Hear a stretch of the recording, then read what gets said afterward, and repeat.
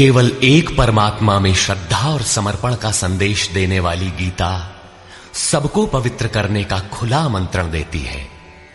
सृष्टि में कहीं भी रहने वाले अमीर अथवा गरीब, कुलीन तथा आदिवासी, पुण्यात्मा और पापी, स्त्री और पुरुष, सदाचारी एवं अत्यंत दुराचारी, सबका इसमें प्रवेश है। विशेषकर गीता पापियों के ही उद्धार का सुगम पथ बताती है। पुण्यात्मा तो भजते ही है। प्रस्तुत है उसी गीता की अद्वितीय व्याख्या, यथार्थ गीता का कैसेट प्रसारण।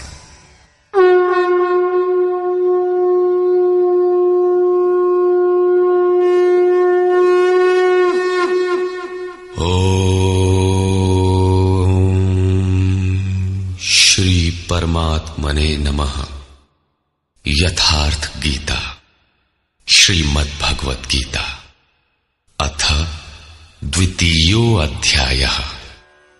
प्रथम अध्याय गीता की प्रवेशिका है, जिसमें आरंभ में पथिक को प्रतीत होने वाली उलझनों का चित्रण है।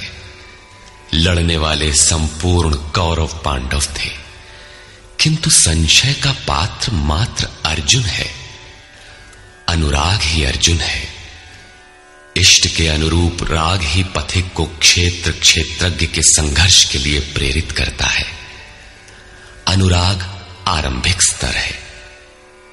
पूज्य महाराज जी कहते थे, सदगृहस्थ आश्रम में रहते हुए ग्लानि होने लगे, अश्रुपात होता हो, कंठ अवरुद्ध होता हो, तो समझना कि यहीं से भजन आरंभ हो गया। अनुराग में ये सब कुछ आ जाता है। उसमें धर्म, नियम, सत्संग, भाव सभी विद्यमान होंगे। अनुराग के प्रथम चरण में पारिवारिक मोह बाधक बनता है। पहले सभी चाहते हैं कि हम उस परम सत्य को प्राप्त कर लें, किंतु आगे बढ़ने पर वो देखता है कि इन मधुर संबंधों का उच्छेद करना होगा। तब हताश हो जाता है। वो पहले से जो कुछ धर्म कर्म मानकर करता था, उतने में ही संतोष करने लगता है। अपने मोह की पुष्टि के लिए वो प्रचलित रूढ़ियों का प्रमाण भी प्रस्तुत करता है, जैसा अर्जुन ने किया कि कुल धर्म सनातन है। युद्ध से सनातन धर्म का लोप होगा, कुल क्षय होगा, स्वैराचार फैलेगा। ये अर्जुन का उत्तर नहीं था, बल्कि सद्गुरु के सान्निध्य से पूर्व की अपनाई गई एक कुरीति मात्र थी। इन्हीं कुरीतियों में फंसकर मनुष्य पृथक पृथक धर्म, अनेक संप्रदाय, छोटे बड़े गुट और असंख्य जातियों की रचना कर लेता है। कोई नाक दबाता है, कोई कान फाड़ता है। किसी के छूने से धर्म नष्ट होता है, तो कहीं रोटी पानी से धर्म नष्ट होता है। तो क्या अछूत या छूने वालों का दोष है? कदापि नहीं। दोष हमारे भ्रमदाताओं का है।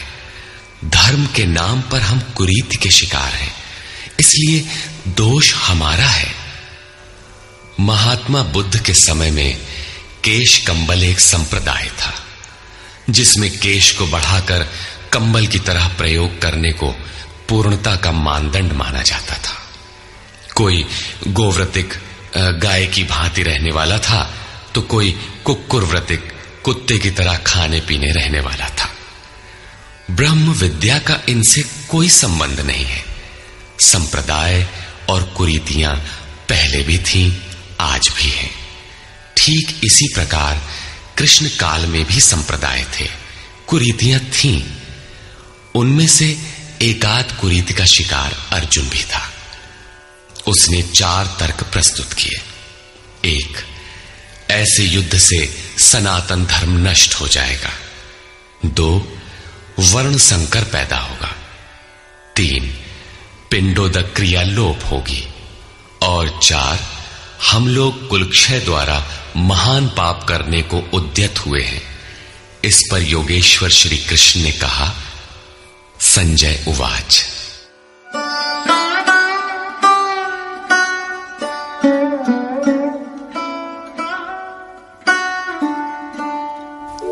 तन्तथा कृपयाविष्टम् अश्रुपूर्णाकुलेक्षणम् विषीदन्तमिदं वाक्यम् उवाच मधुसूदनः।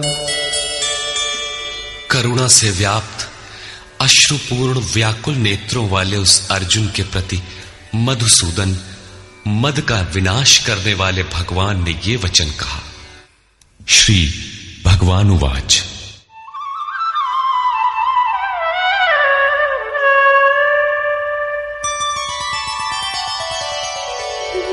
कुतस्त्वाकश्मलमिदं विषमे समुपस्थितम् अनार्यजुष्टमस्वर्ग्यम् अकीर्तिकरमर्जुन।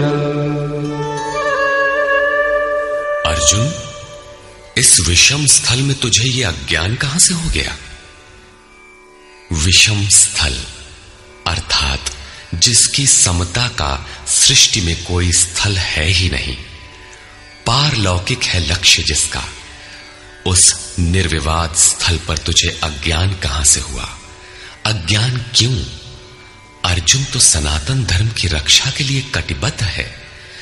क्या सनातन धर्म की रक्षा के लिए प्राणपण से तत्पर होना अज्ञान है? श्री कृष्ण कहते हैं, हां, ये अज्ञान है। न तो संभावित पुरुषों द्वारा इसका आचरण किया गया है, न स्वर्ग ही देने वाला है और न ये कीर्ति को ही करने वाला है। सन्मार्ग पर जो दृढ़ता पूर्वक आरूढ़ है उसे आर्य कहते हैं। परिवार के लिए मरना मिटना यदि अज्ञान न होता तो महापुरुष उस पर अवश्य चले होते। यदि कुल धर्म ही सत्य होता तो स्वर्ग और कल्याण की निःश्रेणी अवश्य बनता। ये कीर्तिदायक भी नहीं है। मीरा भजन करने लगी तो लोग कहें मीरा भई बावरी, सास कहे कुल नाशी रे। जिस परिवार, कुल और मर्यादा के लिए मीरा की सास बिलख रही थी, आज उस कुलवंती सास को कोई नहीं जानता। मीरा को विश्व जानता है। ठीक इसी प्रकार परिवार के लिए जो परेशान हैं, उनकी भी कीर्ति कब तक रहेगी? जिसमें कीर्ति नहीं, कल्याण नहीं, श्रेष्ठ पुरुषों ने भूल कर भी जिसका आचरण नहीं किया, तो सिद्ध है कि वह अज्ञान है। अतः क्लैब्यमास्मगमः पार्थ नैतत्त्वय्युपपद्यते क्षुद्रं हृदय दौर्बल्यं त्यक्त्वोत्तिष्ठ परन्तप। अर्जुन, नपुंसकता को मत प्राप्त हो। क्या अर्जुन नपुंसक था? क्या आप पुरुष हैं? नपुंसक वो है जो पौरुष से हीन हो। सब अपनी समझ से पुरुषार्थ ही तो करते हैं। किसान रात दिन खून पसीना एक करके खेत में पुरुषार्थ ही तो करता है। कोई व्यापार में पुरुषार्थ समझता है तो कोई पद का दुरुपयोग करके पुरुषार्थी बनता है। जीवन भर पुरुषार्थ करने पर भी खाली हाथ जाना पड़ता है। स्पष्ट है कि ये पुरुषार्थ नहीं है। शुद्ध पुरुषार्थ है आत्मदर्शन। गार्गी ने याज्ञवल्क्य से कहा, नपुंसक पुमान ज्ञेयो यो न वेत्ति हृदि स्थितम पुरुषम स्वप्रकाशम तस्मानंदात्मानमव्ययम्। वो पुरुष होते हुए भी नपुंसक है जो हृदयस्थ आत्मा को नहीं पहचानता। वो आत्मा ही पुरुष स्वरूप, स्वयं प्रकाश, उत्तम आनंद युक्त और अव्यक्त है। उसे पाने का प्रयास ही पौरुष है। अर्जुन, तू नपुंसकता को न प्राप्त हो, ये तेरे योग्य नहीं है। हे परम तप, हृदय की इस क्षुद्र दुर्बलता को त्याग कर युद्ध के लिए खड़ा हो। इस पर अर्जुन ने तीसरा प्रश्न प्रस्तुत किया। अर्जुन उवाच।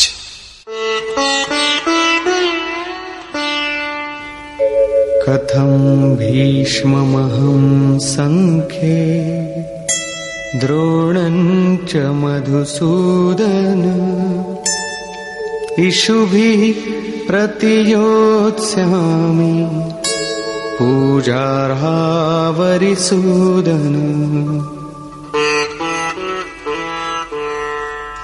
अहंकार का शमन करने वाले मधुसूदन, मैं रणभूमि में पितामह भीष्म और आचार्य द्रोण से किस प्रकार बाणों से युद्ध करूंगा, क्योंकि अरिसूदन वे दोनों ही पूजनीय हैं।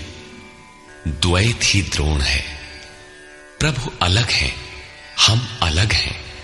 द्वैत का ये भान ही प्राप्ति की प्रेरणा का आरंभिक स्रोत है। यही द्रोणाचार्य का गुरुत्व है। भ्रम ही भीष्म है। जब तक भ्रम है तभी तक बच्चे, परिवार, रिश्तेदार सभी अपने लगते हैं। अपना लगने में भ्रम ही माध्यम है। आत्मा इन्हीं को पूज्य मानकर इनके साथ रहता है कि ये पिता हैं, दादा हैं, कुलगुरु हैं इत्यादि। साधन के पूर्ति काल में गुरु न चेला, पुरुष अकेला। न बंधुर न मित्रम गुरुर्नैव शिष्यः चिदानंद रूपः शिवोहम शिवोहम। जब चित्त उस परम आनंद में विलय हो जाता है तब न गुरु ज्ञान दाता और न शिष्य ग्रहण करता ही रह जाता है। यही परम की स्थिति है।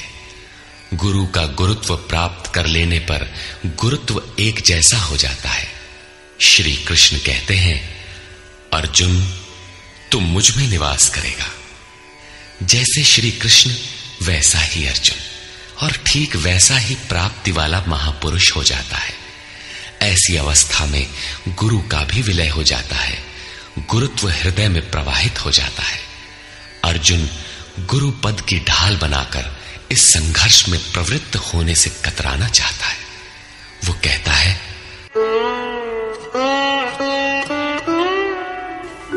गुरून् हत्वा हि महानुभावान् श्रेयो भोक्तुं भैक्षमपीह लोके हत्वार्थकामास्तु गुरूनिहैव भुञ्जीय भोगान् रुधिरप्रदिग्धान्। इन महानुभाव गुरुजनों को न मारकर मैं इस लोक में भिक्षा का अन्न भी श्रेयस्कर समझता हूं। यहां भिक्षा का अर्थ उदर पोषण के लिए भीख मांगना नहीं, बल्कि सत्पुरुषों की टूटी फूटी सेवा द्वारा उनसे कल्याण की याचना ही भिक्षा है। अन्नम ब्रह्मेति व्यजानात्। अन्न एकमात्र परमात्मा है, जिसे प्राप्त करके आत्मा सदा के लिए तृप्त हो जाता है, कभी अतृप्त नहीं रहता। हम महापुरुषों की सेवा और याचना द्वारा शनैः शनैः ब्रह्म पीयूष प्राप्त करें, किंतु ये परिवार न छूटे। यही अर्जुन के भिक्षान्न की कामना है। संसार में अधिकांश लोग ऐसा ही करते हैं। वे चाहते हैं कि पारिवारिक स्नेह संबंध न मारना पड़े और मुक्ति भी शनैः शनैः मिल जाए, किंतु चलने वाले पथिक के लिए, जिसके संस्कार इनसे ऊपर हैं, जिसमें संघर्ष की क्षमता है, स्वभाव में क्षत्रियत्व प्रवाहित है, उसके लिए इस भिक्षान्न का विधान नहीं है। स्वयं न करके याचना करना भिक्षान्न है। गौतम बुद्ध ने भी मध्यम निकाय के धम्म दायाद सुत्त में इस भिक्षान्न की आमिष दायाद कहकर उसे हेय माना है, जबकि शरीर यापन से सभी भिक्षु थे। इन गुरुजनों को मारकर मिलेगा क्या? इस लोक में रुधिर से सने अर्थ और काम के भोग ही तो भोगने को मिलेंगे।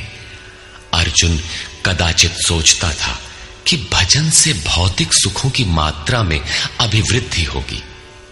इतना संघर्ष झेलने के बाद भी इस शरीर के पोषक अर्थ और काम के भोग ही तो मिलेंगे। वो पुनः तर्क देता है,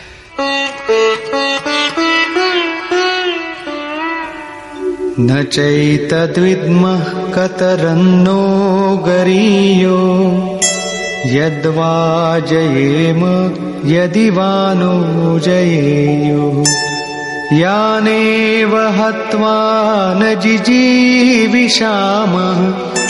तेव स्थिताः प्रमुखे धार्तराष्ट्राः।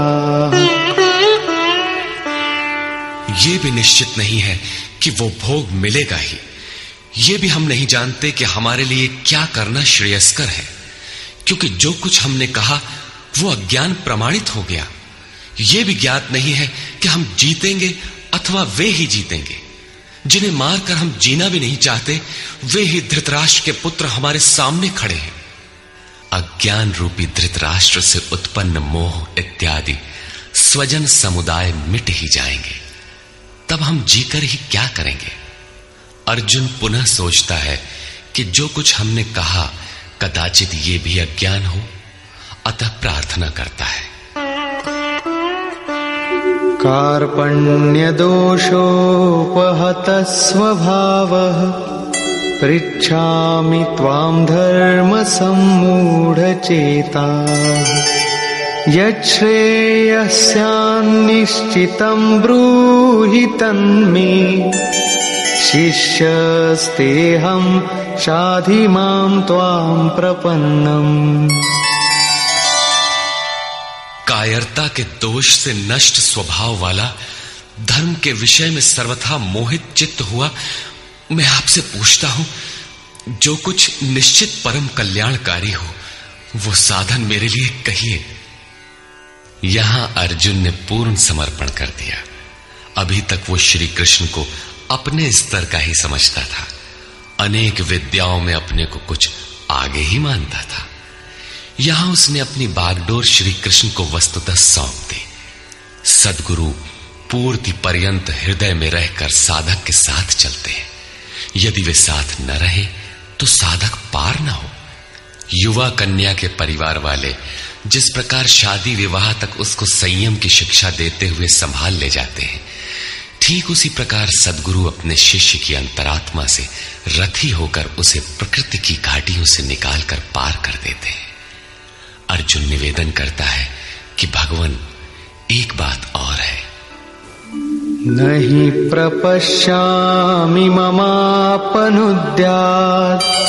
यच्छोकमुच्छोषणमिन्द्रियाणाम् अवाप्य भूमावसपत्नमृद्धम् राज्यं सुराणामपि चाधिपत्यम्।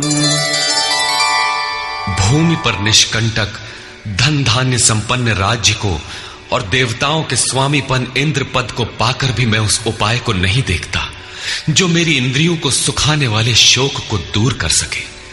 जब शोक बना ही है तो ये सब लेकर ही मैं क्या करूंगा।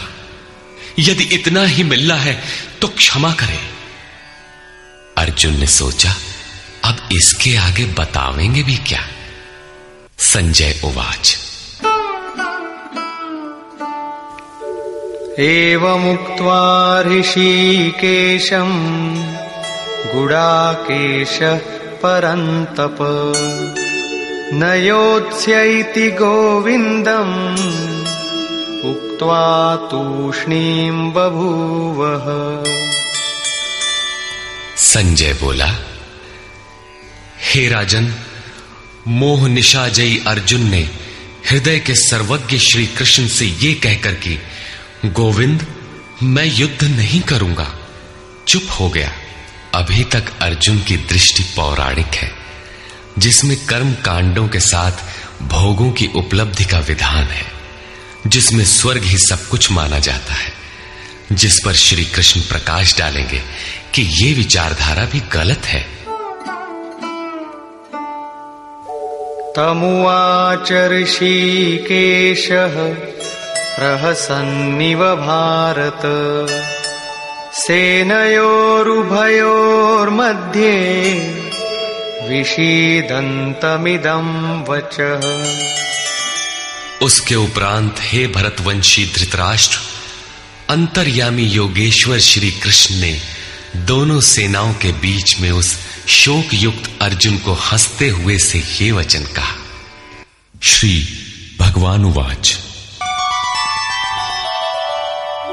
अशोचानन्वशोचस्त्वम् प्रज्ञावादांश्च भाषसे गतासून गतासूंश्च नानुशोचन्ति पंडिता। अर्जुन, तू न शोक करने योग्यों के लिए शोक करता है और पंडितों के से वचन कहता है, किंतु बुद्धि संपन्न पंडित जन जिनके प्राण चले गए हैं उनके लिए तथा जिनके प्राण नहीं गए हैं उनके लिए भी शोक नहीं करते। तू पंडितों जैसी बातें भर करता है, वस्तुतः ज्ञाता है नहीं, क्योंकि न त्वेवाहं जातु नासं न त्वन्नेमे जनाधिपाः न चैव न भविष्यामः सर्वे वयमतः परम्। न तो ऐसा ही है कि मैं अर्थात सद्गुरु किसी काल में नहीं था, अथवा तू अनुरागी अधिकारी अथवा जनाधिपाह राजा लोग अर्थात राजसी वृत्ति में पाए जाने वाला अहम नहीं था, और न ऐसा ही है कि आगे हम सब नहीं रहेंगे। सद्गुरु सदैव रहता है, अनुरागी सदैव रहते हैं। यहां योगेश्वर ने योग की अनादिता पर प्रकाश डालते हुए भविष्य में भी उसकी विद्यमानता पर बल दिया। मरने वालों के लिए शोक न करने के लिए कारण बताते हुए उन्होंने कहा, देहिनोऽस्मिन् यथा देहे कौमारं यौवनं जरा तथा देहान्तरप्राप्तिः धीरस्तत्र न मुह्यति। जैसे जीवात्मा की इस देह में कुमार, युवा और वृद्ध अवस्था होती है, वैसे ही अन्य अन्य शरीर प्राप्ति। इसलिए धीर पुरुष मोहित नहीं होता है। कभी आप बालक थे, शनैः शनैः युवा हुए, तब आप मर तो नहीं गए, पुनः वृद्ध हुए, पुरुष एक ही है। उसी प्रकार लेश मात्र भी दरार नए देह की प्राप्ति पर नहीं पड़ती। कलेवर का यह परिवर्तन तब तक चलेगा जब तक परिवर्तन से परे वस्तु नहीं मिल जाती। मात्रा स्पर्शास्तु कौन्तेय शीतोष्ण सुख दुःखदाः आगमापायिनो नित्याः तां स्थितिक्षस्व भारत। हे कुंती पुत्र, सुख दुख, सर्दी और गर्मी को देने वाले इंद्रियों और विषयों के संयोग तो अनित्य हैं, क्षण भंगुर हैं। अतः भरतवंशी अर्जुन, तू इसका त्याग कर। अर्जुन इंद्रिय और विषय के संयोग जन्य सुख का स्मरण करके ही विकल था। कुल धर्म, कुल गुरुओं की पूज्यता इत्यादि इंद्रियों के लगाव के अंतर्गत है। ये क्षणिक हैं, झूठे हैं, नाशवान हैं। विषयों का संयोग न सदैव मिलेगा और न सदैव इंद्रियों में क्षमता ही रहेगी। अतः अर्जुन, तू इनका त्याग कर, सहन कर। क्यों? क्या हिमालय की लड़ाई थी जो अर्जुन सर्दी सहन करता? अथवा क्या ये रेगिस्तान की लड़ाई है जहां अर्जुन गर्मी सहन करे? कुरुक्षेत्र जैसा कि लोग बाहर बताते हैं समशीतोष्ण स्थली है। कुल 18 दिन तो लड़ाई हुई, इतने में कहां जाड़ा गर्मी बीत गई। वस्तुतः सर्दी गर्मी, दुख सुख, मान अपमान का सहन करना एक योगी पर निर्भर करता है। यह हृदय देश की लड़ाई का चित्रण है। बाहर युद्ध के लिए गीता नहीं कहती। यह क्षेत्र क्षेत्रज्ञ का संघर्ष है, जिसमें आसुरी संपद का सर्वथा शमन कर परमात्मा में स्थिति दिलाकर दैवी संपद भी शांत हो जाती है। जब विकार है ही नहीं तो सजातीय प्रवृत्तियां किस पर आक्रमण करें? अतः पूर्णत्व के साथ वे भी शांत हो जाती हैं, इससे पहले नहीं। गीता अंतर्देश की लड़ाई का चित्रण है। इस त्याग से मिलेगा क्या, इससे लाभ क्या है, इस पर श्री कृष्ण कहते हैं, यम हि न व्यथयन्त्येते पुरुषं पुरुषर्षभ समदुःख सुखं धीरं सोमृतत्वाय कल्पते। क्योंकि हे पुरुष श्रेष्ठ, दुख सुख को समान समझने वाले जिस धीर पुरुष को इंद्रियों और विषयों के संयोग व्यथित नहीं कर पाते, वो मृत्यु से परे अमृत तत्व की प्राप्ति के योग्य हो जाता है। यहां श्री कृष्ण ने एक उपलब्धि अमृत की चर्चा की। अर्जुन सोचता था कि युद्ध के परिणाम में स्वर्ग मिलेगा या पृथ्वी, किंतु श्री कृष्ण कहते हैं कि न स्वर्ग मिलेगा और न पृथ्वी, बल्कि अमृत मिलेगा। अमृत क्या है? नासतो विद्यते भावो ना भावो विद्यते सतः उभयोरपि दृष्टोऽन्तः त्वनयोस्तत्त्वदर्शिभिः।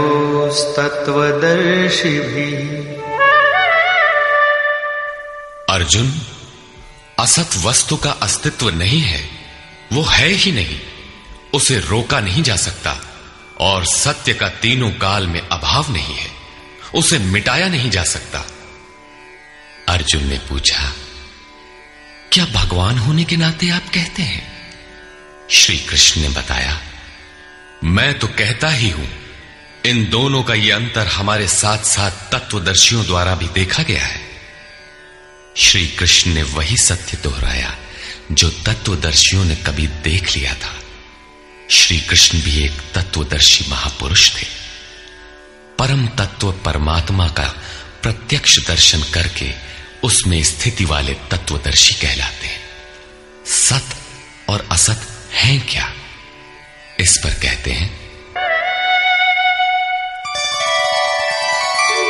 अविनाशी तु तद्विद्धि येन सर्वमिदं ततं विनाशमव्ययस्यास्य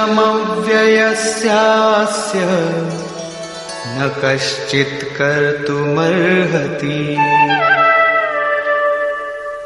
नाश रहित तो वो है जिससे ये संपूर्ण जगत व्याप्त है। इस अव्ययस्य अविनाशी का विनाश करने में कोई समर्थ नहीं है। किंतु इस अविनाशी अमृत का नाम क्या है, वो है कौन? अंतवंत इमे देहा नित्यस्योक्ता शरीरिणः अनाशिनो प्रमेयस्य तस्माद्युध्यस्व भारत।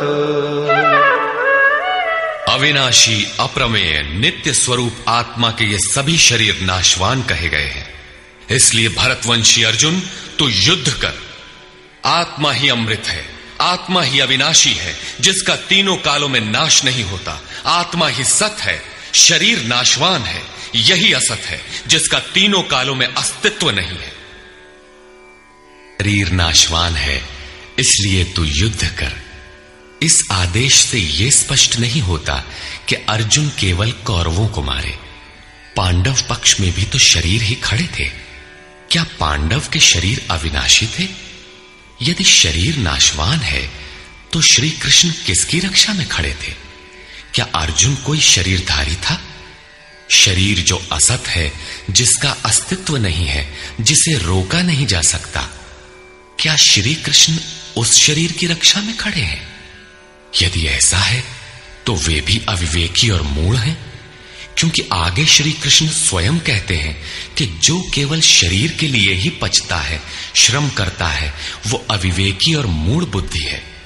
वो पापायु पुरुष व्यर्थ ही जीता है। अंततः अर्जुन कौन था?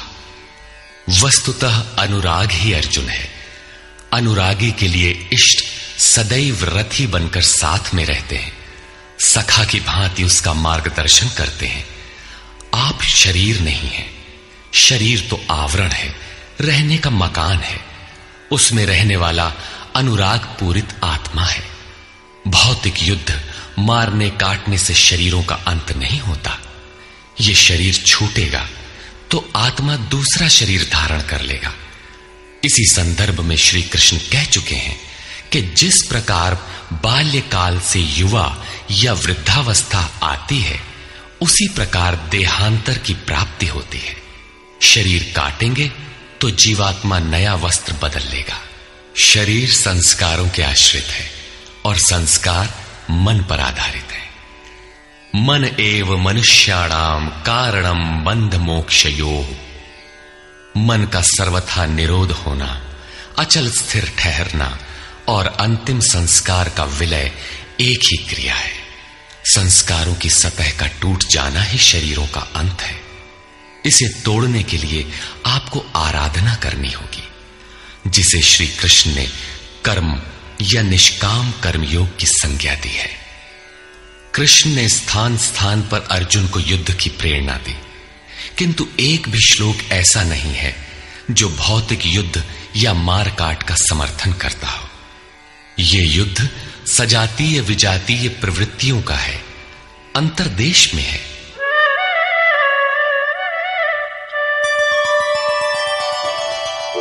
य एनं वेत्ति हन्तारम् यश्चैनं मन्यते हतम् उभौ तौ न विजानीतो नायं हन्ति न हन्यते। जो इस आत्मा को मारने वाला मानता है तथा जो इस आत्मा को मरा हुआ समझता है, वे दोनों ही आत्मा को नहीं जानते, क्योंकि ये आत्मा न तो मारता है और न मारा ही जाता है। पुनः इसी पर बल देते हैं।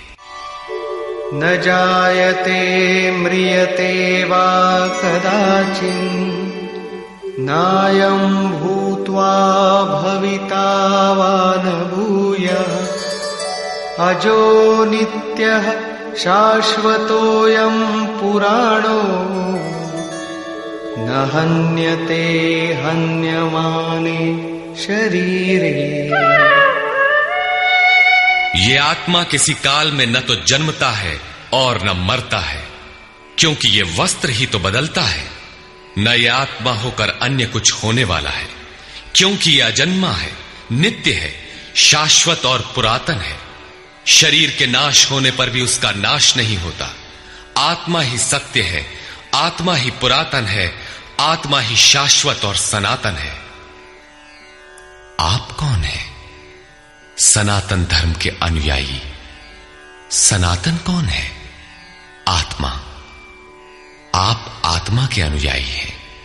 आत्मा, परमात्मा और ब्रह्म एक दूसरे के पर्याय हैं। आप कौन है? शाश्वत धर्म के उपासक। शाश्वत कौन है? आत्मा। अर्थात हम आप आत्मा के उपासक हैं। यदि आप आत्मिक पथ को नहीं जानते तो आपके पास शाश्वत सनातन नाम की कोई वस्तु नहीं है। उसके लिए आप आहें भरते हैं तो प्रत्याशी अवश्य है, किंतु सनातन धर्मी नहीं है। सनातन धर्म के नाम पर किसी कुरीति के शिकार हैं। देश विदेश में मानव मात्र में आत्मा एक ही जैसा है। इसलिए विश्व में कहीं भी कोई आत्मा की स्थिति दिलाने वाली क्रिया जानता है और उस पर चलने के लिए प्रयत्नशील है, तो वो सनातन धर्मी है। चाहे वो अपने को ईसाई, मुसलमान, यहूदी या कुछ भी क्यों न कह ले। वेदा विनाशिनं नित्यं य एनमजमव्ययम् कथं स पुरुषः पार्थ कं घातयति हन्तिकम्। पार्थिव शरीर को रथ बनाकर ब्रह्म रूपी लक्ष्य पर अचूक निशाना लगाने वाला पृथा पुत्र अर्जुन, जो पुरुष इस आत्मा को नाश रहित, नित्य, अजन्मा और अव्यक्त जानता है, वो पुरुष कैसे किसी को मरवाता है और कैसे किसी को मारता है। अविनाशी का विनाश असंभव है, अजन्मा जन्म नहीं लेता, अतः शरीर के लिए शोक नहीं करना चाहिए। इसी को उदाहरण से स्पष्ट करते हैं।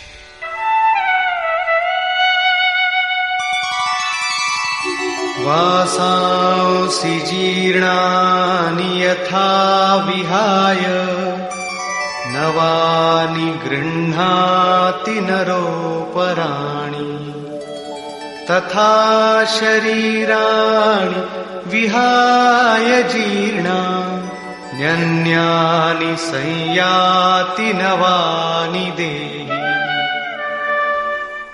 जैसे मनुष्य जीर्णानि वासांसि, जीर्ण शीर्ण पुराने वस्त्रों को त्याग कर नए वस्त्रों को ग्रहण करता है, ठीक वैसे ही ये जीवात्मा पुराने शरीरों को त्याग कर दूसरे नए शरीरों को धारण करता है।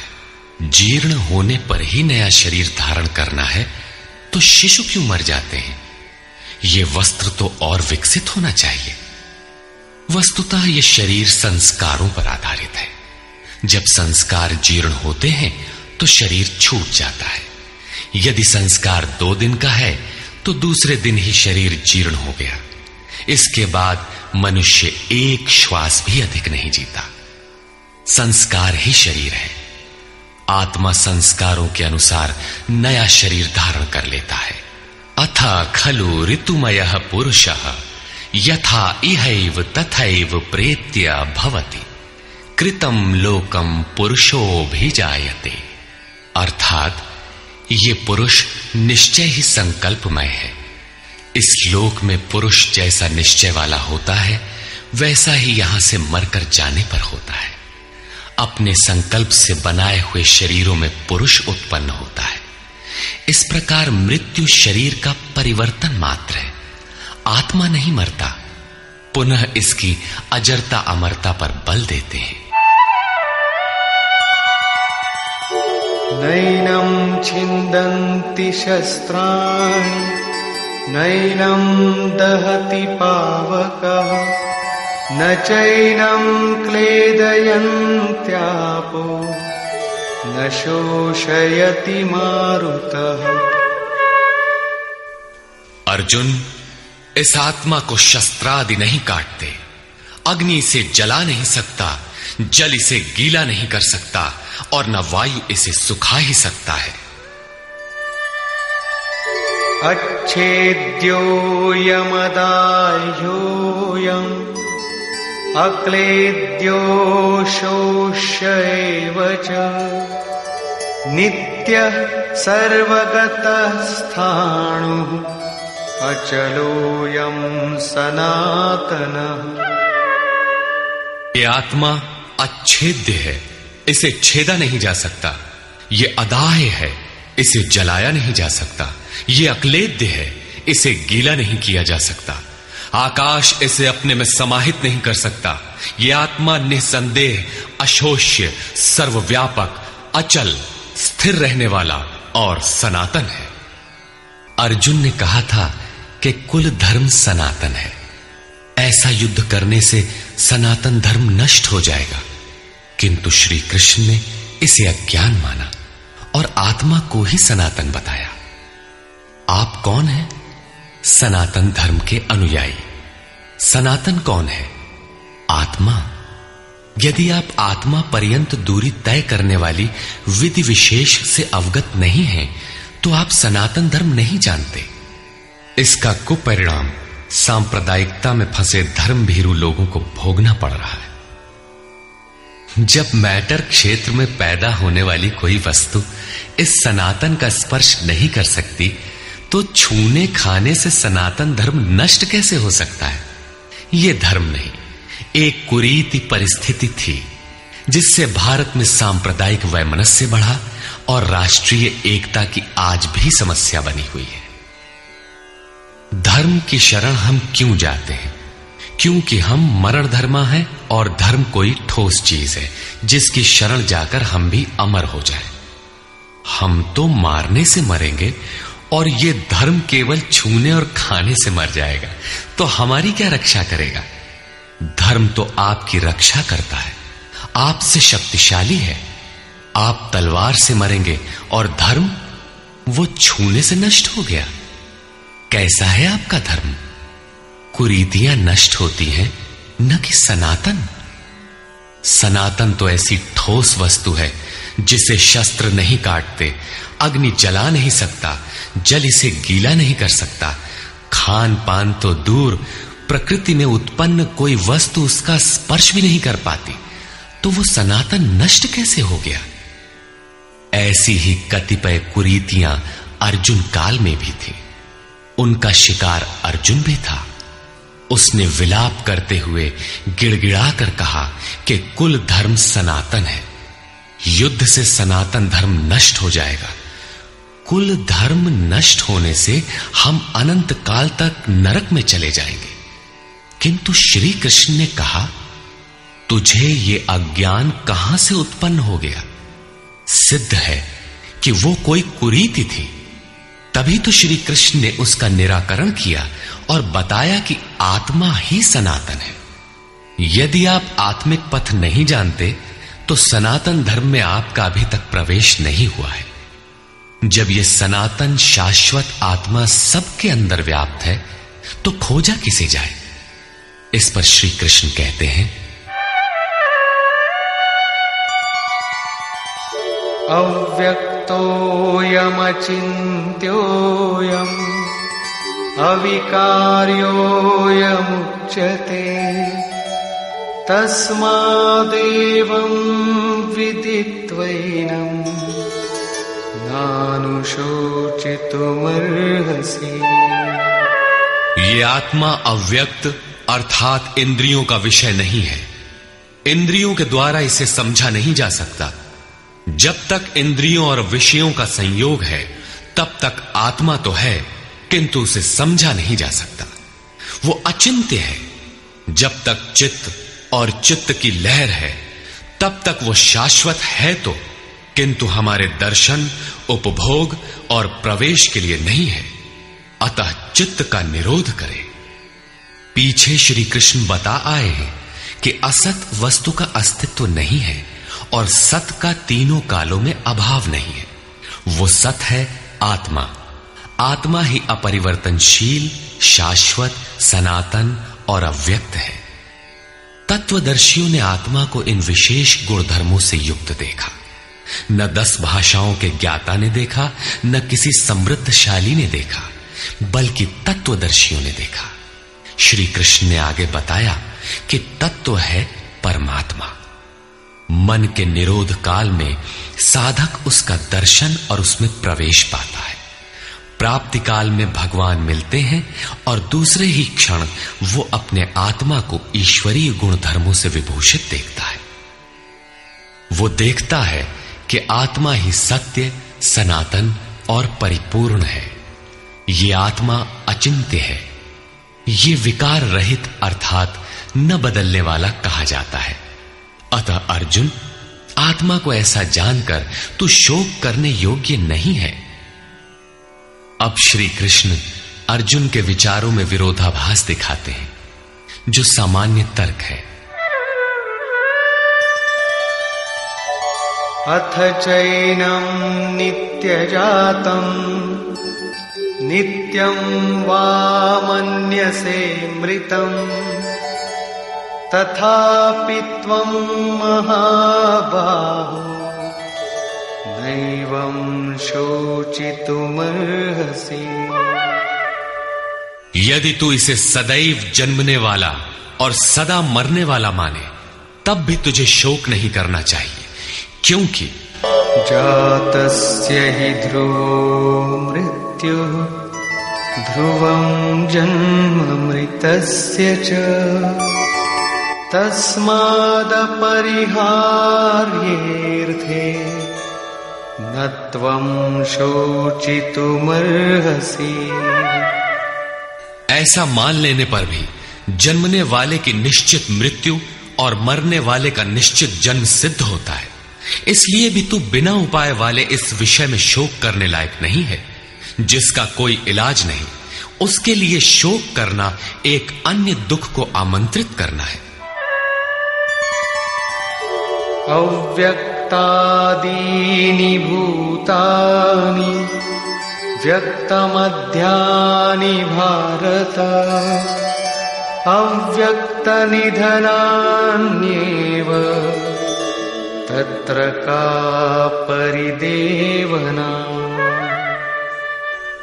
अर्जुन, संपूर्ण प्राणी जन्म से पहले बिना शरीर वाले और मरने के बाद भी बिना शरीर वाले हैं। जन्म के पूर्व और पश्चात भी दिखाई नहीं पड़ते, केवल जन्म मृत्यु के बीच में ही शरीर धारण किए हुए दिखाई देते हैं। अतः इस परिवर्तन के लिए व्यर्थ की चिंता क्यों करते हो? इस आत्मा को देखता कौन है? इस पर कहते हैं, आश्चर्यवत् पश्यति कश्चिदेनम् आश्चर्यवद् वदति तथैव चान्यः आश्चर्यवच्चैनमन्यः शृणोति श्रुत्वाप्येनं वेद न चैव कश्चित्। पहले श्री कृष्ण ने कहा था कि इस आत्मा को तत्वदर्शियों ने देखा है। अब तत्व दर्शन की दुर्लभता पर प्रकाश डालते हैं कि कोई विरला महापुरुष ही इस आत्मा को आश्चर्य की तरह देखता है, सुनता नहीं प्रत्यक्ष देखता है। और वैसे ही दूसरा कोई महापुरुष ही आश्चर्य की तरह इसके तत्व को कहता है। जिसने देखा है वही यथार्थ कह सकता है। दूसरा कोई विरला साधक इसे आश्चर्य की भांति सुनता है। सब सुनते भी नहीं, क्योंकि ये अधिकारी के लिए ही है। हे अर्जुन, कोई कोई तो सुनकर भी इस आत्मा को नहीं जान पाते, क्योंकि साधन पार नहीं लगता। आप लाख ज्ञान की बातें सुने, समझें, बाल की खाल निकाल कर समझें, लालायित भी रहें, किंतु मोह बड़ा प्रबल है। थोड़ी देर बाद ही आप अपनी सांसारिक व्यवस्थाओं में लिप्त मिलेंगे। अंत में श्री कृष्ण निर्णय देते हैं, देहि नित्यमवध्योऽयम् देहे सर्वस्य भारत तस्मात् सर्वाणि भूतानि न त्वं शोचितुमर्हसि। अर्जुन, ये आत्मा सबके शरीर में सदैव अवध्य है, अकाट्य है। इसलिए संपूर्ण भूत प्राणियों के लिए तो शोक करने योग्य नहीं है। आत्मा ही सनातन है। इस तथ्य का प्रतिपादन करके, इसका प्रभुता सहित वर्णन करके यह प्रश्न यहीं पूरा हो जाता है। अब प्रश्न खड़ा होता है कि इसकी प्राप्ति कैसे हो। संपूर्ण गीता में इसके लिए दो ही मार्ग हैं। पहला निष्काम कर्म योग और दूसरा ज्ञान योग। दोनों मार्गों में किया जाने वाला कर्म एक ही है। उस कर्म की अनिवार्यता पर बल देते हुए योगेश्वर श्री कृष्ण ज्ञान योग के विषय में कहते हैं, स्वधर्ममपि चावेक्ष न विकम्पितुमर्हसि धर्म्याद्धियुद्धात् श्रेयोऽन्यत् क्षत्रियस्य न विद्यते। अर्जुन, स्वधर्म देखकर भी तू भय करने योग्य नहीं है, क्योंकि धर्म संयुक्त युद्ध से बढ़कर अन्य कोई परम कल्याणकारी मार्ग क्षत्रिय के लिए नहीं है। अभी तक तो आत्मा शाश्वत है, आत्मा सनातन है, वही एकमात्र धर्म है कहा गया है। अब ये स्वधर्म कैसा? धर्म तो एकमात्र आत्मा ही है, वो तो अचल स्थिर है, तो धर्माचरण क्या? किंतु इस आत्म पथ में प्रवृत्त होने की क्षमता हर व्यक्ति की अलग अलग होती है। स्वभाव से उत्पन्न इस क्षमता को स्वधर्म कहा गया है। इसी एक सनातन आत्मिक पथ पर चलने वाले साधकों को महापुरुष ने स्वभाव से उनकी क्षमता के अनुसार 4 श्रेणियों में बांटा: शूद्र, वैश्य, क्षत्रिय और ब्राह्मण। साधना की प्रारंभिक अवस्था में प्रत्येक साधक शूद्र अर्थात अल्पज्ञ होता है। घंटों भजन में बैठने पर वो 10 मिनट भी अपने पक्ष में नहीं पाता। वो प्रकृति के माया जाल को काट नहीं पाता। इस अवस्था में महापुरुष की सेवा से उसके स्वभाव में सद्गुण आते हैं। वो वैश्य श्रेणी का साधक बन जाता है। आत्मिक संपत्ति ही स्थिर संपत्ति है। इसका वो शनैः शनैः संग्रह और गोपालन अर्थात इंद्रियों की सुरक्षा करने में सक्षम हो जाता है।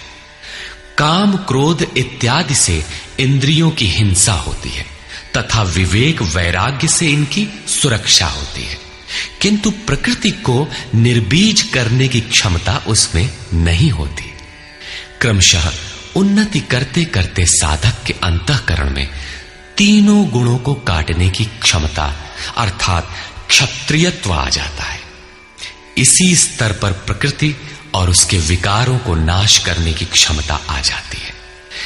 इसलिए युद्ध यहीं से आरंभ होता है। क्रमशः साधन करके साधक ब्राह्मणत्व की श्रेणी में बदल जाता है।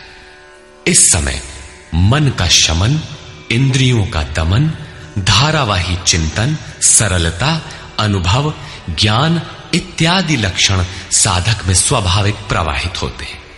इन्हीं के अनुष्ठान से चलकर क्रमशः वो ब्रह्म में प्रवेश पा जाता है, जहां वो ब्राह्मण भी नहीं रह जाता।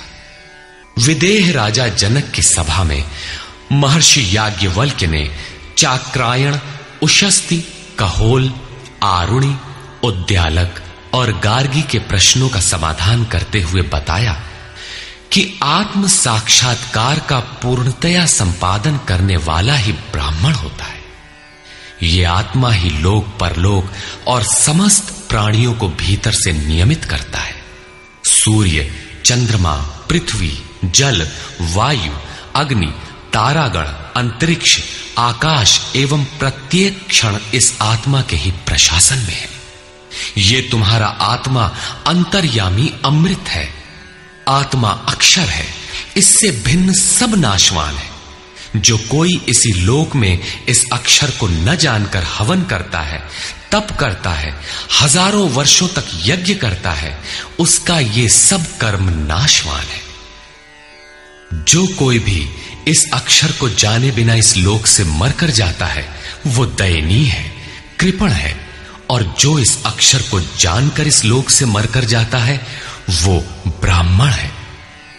अर्जुन क्षत्रिय श्रेणी का साधक है। श्री कृष्ण कहते हैं कि क्षत्रिय श्रेणी के साधक के लिए युद्ध के अतिरिक्त कोई कल्याणकारक रास्ता है ही नहीं। प्रश्न उठता है कि क्षत्रिय है क्या? प्रायः लोग इसका आशय समाज में जन्मना उत्पन्न ब्राह्मण, क्षत्रिय, वैश्य, शूद्र जातियों से लेते हैं। इन्हें ही 4 वर्ण मान लिया जाता है, किंतु नहीं। शास्त्रकार ने स्वयं बताया है कि क्षत्रिय क्या है, वर्ण क्या है। यहां उन्होंने केवल क्षत्रिय का नाम लिया और आगे 18वें अध्याय तक इस प्रश्न का समाधान प्रस्तुत किया कि वस्तुतः ये वर्ण हैं क्या और कैसे इनमें परिवर्तन होता है। श्री कृष्ण ने कहा, चातुर्वर्ण्यम मया सृष्टम, 4 वर्णों की सृष्टि मैंने की, तो क्या मनुष्यों को बांटा? श्री कृष्ण कहते हैं कि नहीं, गुण कर्म विभागशः, गुणों के माध्यम से कर्म को 4 भागों में बांटा। यह देखना है कि वो कर्म क्या है जिसे बांटा गया। गुण परिवर्तनशील है। साधना की उचित प्रक्रिया द्वारा तामसी से राजसी और राजसी से सात्विक गुणों में प्रवेश मिलता जाता है। अंततः ब्राह्मण स्वभाव बन जाता है। उस समय ब्रह्म में प्रवेश दिला देने वाली सारी योग्यताएं उस साधक में रहती हैं।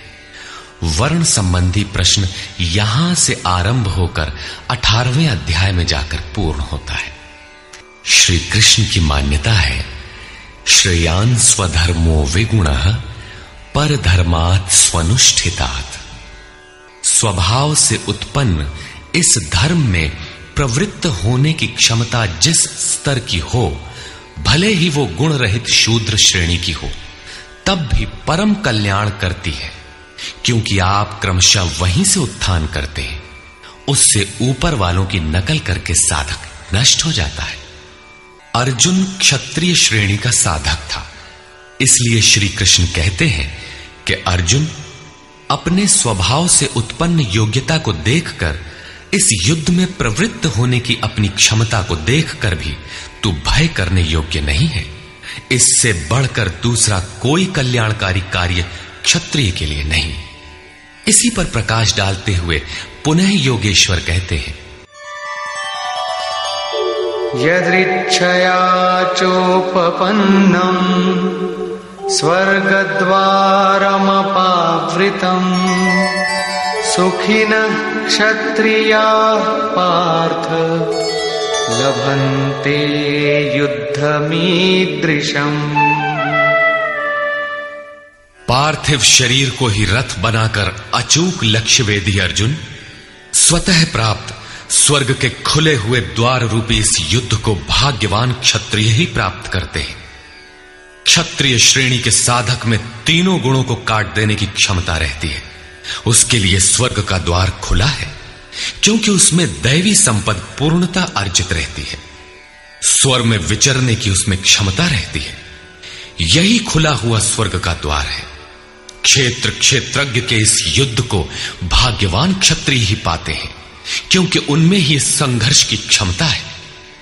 दुनिया में लड़ाइयां होती हैं, विश्व सिमट कर लड़ता है, प्रत्येक जाति लड़ती है, किंतु शाश्वत विजय जीतने वाले को भी नहीं मिलती। ये तो बदले हैं। जो जिसको जितना दबाता है, कालांतर में उसे भी उतना ही दबना पड़ता है। ये कैसी विजय है जिसमें इंद्रियों को सुखाने वाला शोक बना ही रहता है, अंत में शरीर भी नष्ट हो जाता है। वास्तविक संघर्ष तो क्षेत्र और क्षेत्रज्ञ का है, जिसमें एक बार विजय हो जाने पर प्रकृति का सदा के लिए निरोध और परम पुरुष परमात्मा की प्राप्ति हो जाती है। यह ऐसी विजय है जिसके पीछे हार नहीं है।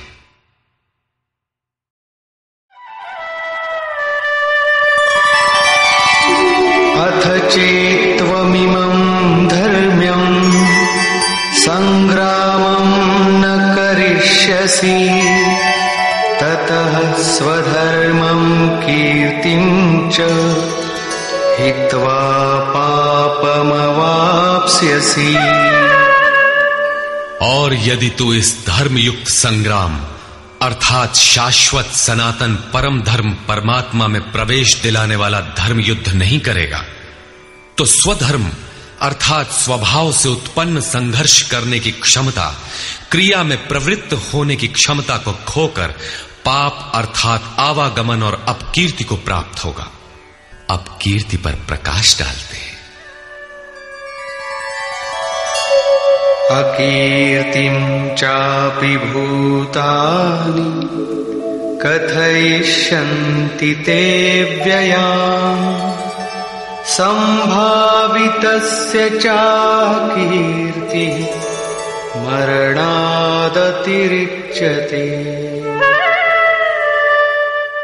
सब लोग बहुत काल तक तेरी अपकीर्ति का कथन करेंगे। आज भी पदच्युत होने वाले महात्माओं में विश्वामित्र, पाराशर, निमि, श्रृंगी इत्यादि की गणना होती है। बहुत से साधक अपने धर्म पर विचार करते हैं, सोचते हैं कि लोग हमें क्या कहेंगे। ऐसा भाव भी साधना में सहायक होता है। इससे साधना में लगे रहने की प्रेरणा मिलती है। कुछ दूरी तक यह भाव भी साथ देता है। माननीय पुरुषों के लिए अपकीर्ति मरण से भी बढ़कर होती है। भयाद्रणादुपरतम् मौस्यन्ते त्वां महारथाः येषां च त्वं बहुमतो भूत्वा यास्यसि लाघवम्। जिन महारथियों की निगाह में तू बहुत माननीय होकर अब तुच्छता को प्राप्त होगा, वे महारथी लोग तुझे भय के कारण युद्ध से उपराम हुआ मानेंगे। महारथी कौन? इस पथ पर महान परिश्रम से आगे बढ़ने वाले साधक महारथी हैं। इसी प्रकार इतने ही परिश्रम से अविद्या की ओर खींचने वाले काम, क्रोध, लोभ, मोहादि भी महारथी हैं, जो तुझे बहुत सम्मान देते थे कि साधक प्रशंसनीय है, तुम उनकी निगाह से गिर जाओगे। इतना ही नहीं बल्कि अवाच्य वादांश्च बहु वदिष्यन्ति तवाहिताः निन्दन्तस्तव सामर्थ्यम् ततो दुःखतरं नु किम्। वैरी लोग तेरे पराक्रम की निंदा करते हुए बहुत से न कहने योग्य वचनों को कहेंगे। एक दोष आता है तो चारों ओर से निंदा और बुराइयों की झड़ी लग जाती है। न कहने योग्य वचन भी कहे जाते हैं। इससे बड़ा दुख क्या होगा? अतः अतो वा प्राप्स्यसि स्वर्गम् जित्वा वा भोक्ष्यसे महीम् तस्मादुत्तिष्ठ कौन्तेय युद्धाय कृतनिश्चयः। इस युद्ध में मरोगे तो स्वर्ग प्राप्त करोगे। स्वर में विचरने की क्षमता रहेगी। श्वास से बाहर प्रकृति में विचरने की धाराएं निरुद्ध हो जाएंगी। परम देव परमात्मा में प्रवेश दिलाने वाली दैवी संपद हृदय में पूर्णतः प्रवाहित रहेगी। अथवा इस संघर्ष में जीतने पर महामहिम स्थिति को प्राप्त करोगे। इसलिए अर्जुन, युद्ध के लिए निश्चय करके खड़ा हो। प्रायः लोग इस श्लोक के अर्थ में समझते हैं कि इस युद्ध में मरोगे तो स्वर्ग जाओगे और जीतोगे तो पृथ्वी का भोग भोगोगे। किंतु आपको स्मरण होगा, अर्जुन कह चुका है, भगवान पृथ्वी ही नहीं अपितु त्रैलोक्य के साम्राज्य और देवताओं के स्वामीपन अर्थात इंद्र पद प्राप्त होने पर भी मैं उस उपाय को नहीं देखता जो इंद्रियों को सुखाने वाले मेरे शोक को दूर कर सके। यदि इतना ही मिलना है तो गोविंद, मैं युद्ध कदापि नहीं करूंगा। यदि इतने पर भी श्री कृष्ण कहते कि अर्जुन लड़ो, जीतोगे तो पृथ्वी पा जाओगे, हारोगे तो स्वर्ग के नागरिक बन जाओगे, तो श्री कृष्ण देते ही क्या है? अर्जुन इससे आगे का सत्य, श्रेय, परम कल्याण की कामना वाला शिष्य था, जिसे सद्गुरुदेव श्री कृष्ण ने बताया कि क्षेत्रज्ञ के इस संघर्ष में यदि शरीर का समय पूरा हो जाता है और लक्ष्य तक नहीं पहुंच सके तो स्वर्ग प्राप्त करोगे, अर्थात स्वर में ही विचरण करने की क्षमता प्राप्त कर लोगे। दैवी संपत्ति हृदय में ढल जाएगी और इस शरीर के रहते रहते संघर्ष में सफल हो जाते हो तो महिम, सबसे महान ब्रह्म की महिमा का उपभोग करोगे, महामहिम की स्थिति प्राप्त कर लोगे। जीतोगे तो सर्वस्व, क्योंकि महामहिमत्व को पाओगे, और हारोगे तो देवत्व। दोनों हाथों में लड्डू रहेंगे, लाभ में भी लाभ और हानि में भी लाभ ही है। पुनः इसी पर बल देते हैं, सुख दुखे समे कृत्वा लाभालाभो जया जयो ततो युद्धाय युज्यस्व नैवं पापमवाप्स्यसि। इस प्रकार सुख दुख, लाभ हानि, जय पराजय को समान समझकर तू युद्ध के लिए तैयार हो। युद्ध करने से तू पाप को प्राप्त नहीं होगा, अर्थात सुख में सर्वस्व और दुख में भी देवत्व है। लाभ में महिम की स्थिति अर्थात सर्वस्व और हानि में भी देवत्व है। जय में महामहिम स्थिति और पराजय में भी दैवी संपत्ति पर अधिकार है। इस प्रकार अपने लाभ हानि को भली प्रकार स्वयं समझकर तू युद्ध के लिए तैयार हो। लड़ने में ही दोनों वस्तुएं हैं। लड़ोगे तो पाप अर्थात आवागमन को प्राप्त नहीं होगे, अतः तू युद्ध के लिए तैयार हो। एषा ते विहिता सांख्ये बुद्धिर्योगे त्विमां शृणु बुद्ध्या युक्तो यया पार्थ कर्मबन्धं प्रहास्यसि। पार्थ, ये बुद्धि तेरे लिए ज्ञान योग के विषय में कही गई है। कौन सी बुद्धि? यही कि युद्ध कर। ज्ञान योग में इतना ही है कि अपनी हस्ती को देखकर लाभ हानि का भली प्रकार विचार करके कि जीतेंगे तो महामहिम स्थिति और हारेंगे तो देवत्व, जय में सर्वस्व और पराजय में भी देवत्व, दोनों तरह लाभ है। युद्ध नहीं करेंगे तो सभी हमें बुरा कहेंगे, भय से उपराम हुआ मानेंगे, अपकीर्ति होगी। इस प्रकार अपने अस्तित्व को सामने रखकर स्वयं विचार कर युद्ध में अग्रसर होना ही ज्ञान योग है। प्रायः लोगों में भ्रांति है कि ज्ञान मार्ग में कर्म युद्ध नहीं करना पड़ता। वे कहते हैं कि ज्ञान मार्ग में कर्म नहीं है। मैं तो शुद्ध हूं, बुद्ध हूं, चैतन्य हूं, अहम ब्रह्मास्मि। गुण ही गुण में बरतते हैं, ऐसा मानकर हाथ पर हाथ रखकर बैठ जाते हैं। योगेश्वर श्री कृष्ण के अनुसार यह ज्ञान योग नहीं है। ज्ञान योग में भी वही कर्म करना है जो निष्काम कर्म योग में किया जाता है। दोनों में केवल बुद्धि का, दृष्टिकोण का अंतर है। ज्ञान मार्गी अपनी स्थिति समझकर अपने पर निर्भर होकर कर्म करता है, जबकि निष्काम कर्मयोगी इष्ट के आश्रित होकर कर्म करता है। करना दोनों मार्गों में है और वो कर्म भी एक ही है जिसे दोनों मार्गों में किया जाना है। केवल कर्म करने के दृष्टिकोण दो हैं।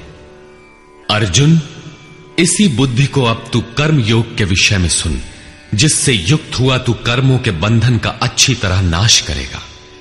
यहां श्री कृष्ण ने कर्म का नाम पहली बार लिया, लेकिन यह नहीं बताया कि कर्म है क्या। अब कर्म न बताकर पहले कर्म की विशेषताओं पर प्रकाश डालते हैं।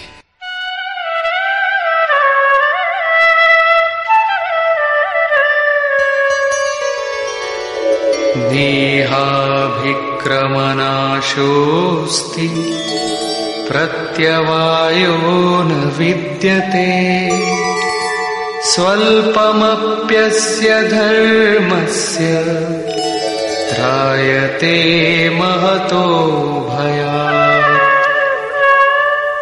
इस निष्काम कर्म योग में आरंभ का अर्थात बीज का नाश नहीं होता, सीमित फल रूपी दोष नहीं है।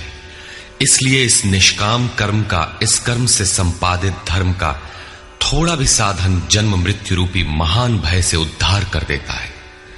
आप इस कर्म को समझें और उस पर 2 कदम चल भर दें, जो सदगृहस्थ आश्रम में रहकर ही चला जा सकता है। साधक तो चलते ही हैं। बीज भर डाल दें तो अर्जुन, बीज का नाश नहीं होता। प्रकृति में कोई क्षमता नहीं, ऐसा कोई अस्त्र नहीं कि उस सत्य को मिटा दे। प्रकृति केवल आवरण डाल सकती है, कुछ देर कर सकती है, किंतु साधन के आरंभ को मिटा नहीं सकती। आगे श्री कृष्ण ने बताया कि सभी पापियों से भी बड़ा पापी ही क्यों न हो, ज्ञान रूपी नौका द्वारा निसंदेह पार हो जाएगा। ठीक उसी बात को यहां कहते हैं कि अर्जुन, निष्काम कर्म योग का बीजारोपण भर कर दें तो उस बीज का कभी नाश नहीं होता। विपरीत फल रूपी दोष भी इसमें नहीं होता कि आपको स्वर्ग, रिद्धियों या सिद्धियों तक पहुंचाकर छोड़ दे। आप ये साधन भले छोड़ दें, किंतु यह साधन आपका उद्धार करके ही छोड़ेगा। इस निष्काम कर्मयोग का थोड़ा सा भी साधन जन्म मृत्यु के महान भय से उद्धार कर देता है। अनेक जन्म संसिद्धस्ततो याति पराम गतिम। कर्म का यह बीजारोपण अनेक जन्म के पश्चात वहीं खड़ा कर देगा जहां परम धाम है, परम गति है। इसी क्रम में आगे कहते हैं, व्यवसायात्मिका बुद्धि एकेह कुरु नंदन बहुशाखा ह्यनन्ताश्च बुद्धयो व्यवसायिनाम्। अर्जुन, इस निष्काम कर्म योग में क्रियात्मक बुद्धि एक ही है, क्रिया एक है और परिणाम एक ही है। आत्मिक संपत्ति ही स्थिर संपत्ति है। इस संपत्ति को प्रकृति के द्वंद्व में शनैः शनैः अर्जित करना व्यवसाय है। यह व्यवसाय अथवा निश्चयात्मक क्रिया भी एक ही है। तब तो जो लोग बहुत सी क्रियाएं बताते हैं, क्या वे भजन नहीं करते? श्री कृष्ण कहते हैं, हां, वे भजन नहीं करते। उन पुरुषों की बुद्धि अनंत शाखाओं वाली होती है, इसलिए अनंत क्रियाओं का विस्तार कर लेते हैं। यामिमां पुष्पितां वाचं प्रवदन्त्य विपश्चितः वेदवादरता पार्थ नान्यदस्तीति वादिनः कामात्मानः स्वर्गपरा जन्म कर्म फलप्रदां क्रिया विशेष बहुलां भोगैश्वर्य गतिं प्रति। पार्थ, वे कामात्मानः, कामनाओं से युक्त, वेदवादरता, वेद के वाक्यों में अनुरक्त, स्वर्गपराः, स्वर्ग को ही परम लक्ष्य मानते हैं कि इसके आगे कुछ है ही नहीं। ऐसा कहने वाले अविवेकी जन जन्म मृत्यु रूपी फल देने वाली भोग और ऐश्वर्य की प्राप्ति के लिए बहुत सी क्रियाओं का विस्तार कर लेते हैं और दिखावटी शोभा युक्त वाणी में व्यक्त भी करते हैं। अर्थात अविवेकियों की बुद्धि अनंत भेदों वाली होती है। वे फल वाले वाक्य में ही अनुरक्त रहते हैं, वेद के वाक्यों को ही प्रमाण मानते हैं, स्वर्ग को ही श्रेष्ठ मानते हैं। उनकी बुद्धि बहुत सी भेदों वाली है, इसलिए अनंत क्रियाओं की रचना कर लेते हैं। वे नाम तो परम तत्व परमात्मा का ही लेते हैं, किंतु उसकी ओट में अनंत क्रियाओं का विस्तार कर लेते हैं। तो क्या अनंत क्रियाएं कर्म नहीं है? श्री कृष्ण कहते हैं, नहीं, अनंत क्रियाएं कर्म नहीं है। तो वो एक निश्चित क्रिया है क्या? श्री कृष्ण अभी ये नहीं बताते। अभी तो केवल इतना कहते हैं कि अविवेकियों की बुद्धि अनंत शाखाओं वाली होती है, इसलिए वे अनंत क्रियाओं का विस्तार कर लेते हैं। वे केवल विस्तार ही नहीं करते, अपितु आलंकारिक शैली में उसे व्यक्त भी करते हैं। उसका प्रभाव क्या होता है? भोगैश्वर्य प्रसक्तानां तया परितचेतसां व्यवसायात्मिका बुद्धि समाधौ न विधीयते। उनकी वाणी की छाप जिन जिन के चित्त पर पड़ जाती है अर्जुन, उनकी भी बुद्धि नष्ट हो जाती है, न कि वे कुछ पाते हैं। उस वाणी द्वारा हरे हुए चित्त वालों के और भोग ऐश्वर्य में आसक्ति वाले पुरुषों के अंतःकरण में क्रियात्मक बुद्धि नहीं रह जाती। इष्ट में समाधिस्थ करने वाली निश्चयात्मक क्रिया उनमें नहीं होती। ऐसे अविवेकियों की वाणी सुनता कौन है? भोग और ऐश्वर्य में आसक्ति वाले ही सुनते हैं, अधिकारी नहीं सुनता। ऐसे पुरुषों में सम और आदि तत्व में प्रवेश दिलाने वाली निश्चयात्मक क्रिया से संयुक्त बुद्धि नहीं होती। प्रश्न उठता है कि वेद वादरता, जो वेद के वचनों में अनुरक्त हैं, क्या वे भी भूल करते हैं? इस पर श्री कृष्ण कहते हैं, त्रैगुण्य विषया वेदा निस्त्रैगुण्यो भवार्जुन निर्द्वन्द्वो नित्यसत्त्वस्थो निर्योगक्षेम आत्मवान्। अर्जुन, त्रैगुण्य विषया वेदा, वेद तीनों गुणों तक ही प्रकाश करते हैं, इसके आगे का हाल वे नहीं जानते। इसलिए निस्त्रय गुण्यो भव अर्जुन, अर्जुन तू तीनों गुणों से ऊपर उठ, अर्थात वेदों के कार्य क्षेत्र से आगे बढ़। कैसे बढ़ा जाए? इस पर श्री कृष्ण कहते हैं, निर्द्वंद्वः, सुख दुख के द्वंद्वों से रहित, नित्य सत्य वस्तु में स्थित और योग क्षेम को न चाहता हुआ आत्मपरायण हो, इस प्रकार ऊपर उठ। प्रश्न उठता है कि हम ही उठें या कोई वेदों से ऊपर उठा भी है? श्री कृष्ण बताते हैं कि आगे जो भी उठता है ब्रह्म को जानता है, और जो ब्रह्म को जानता है वो विप्र है। यावानर्थ उदपाने सर्वतः संप्लुतोदके तावान् सर्वेषु वेदेषु ब्राह्मणस्य विजानतः। सब ओर से परिपूर्ण जलाशय को प्राप्त होने पर मनुष्य का छोटे जलाशय से जितना प्रयोजन रहता है, अच्छी प्रकार ब्रह्म को जानने वाले ब्राह्मण का वेदों से उतना ही प्रयोजन रहता है। तात्पर्य यह है कि जो वेदों से ऊपर उठता है वो ब्रह्म को जानता है, वही ब्राह्मण है।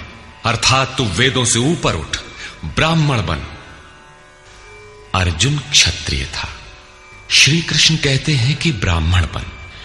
ब्राह्मण, क्षत्रिय इत्यादि वर्ण स्वभाव की क्षमताओं के नाम है। ये कर्म प्रधान है, न कि जन्म से निर्धारित होने वाली कोई रूढ़ी। जिसे गंगा की धारा प्राप्त है उसे क्षुद्र जलाशय से क्या प्रयोजन? कोई उसमें शौच लेता है तो कोई पशुओं को नहला देता है, इसके आगे कोई उपयोग नहीं है। इसी प्रकार ब्रह्म को साक्षात जानने वाले उस विप्र महापुरुष का, उस ब्राह्मण का वेदों से उतना ही प्रयोजन रह जाता है। प्रयोजन रहता अवश्य है, वेद रहते हैं क्योंकि पीछे वालों के लिए उनका उपयोग है। वहीं से चर्चा आरंभ होगी। इसके उपरांत योगेश्वर श्री कृष्ण कर्म करते समय की जाने वाली सावधानियों का प्रतिपादन करते हैं। कर्मण्येवाधिकारस्ते मा फलेषु कदाचन मा कर्मफलहेतुर्भुर्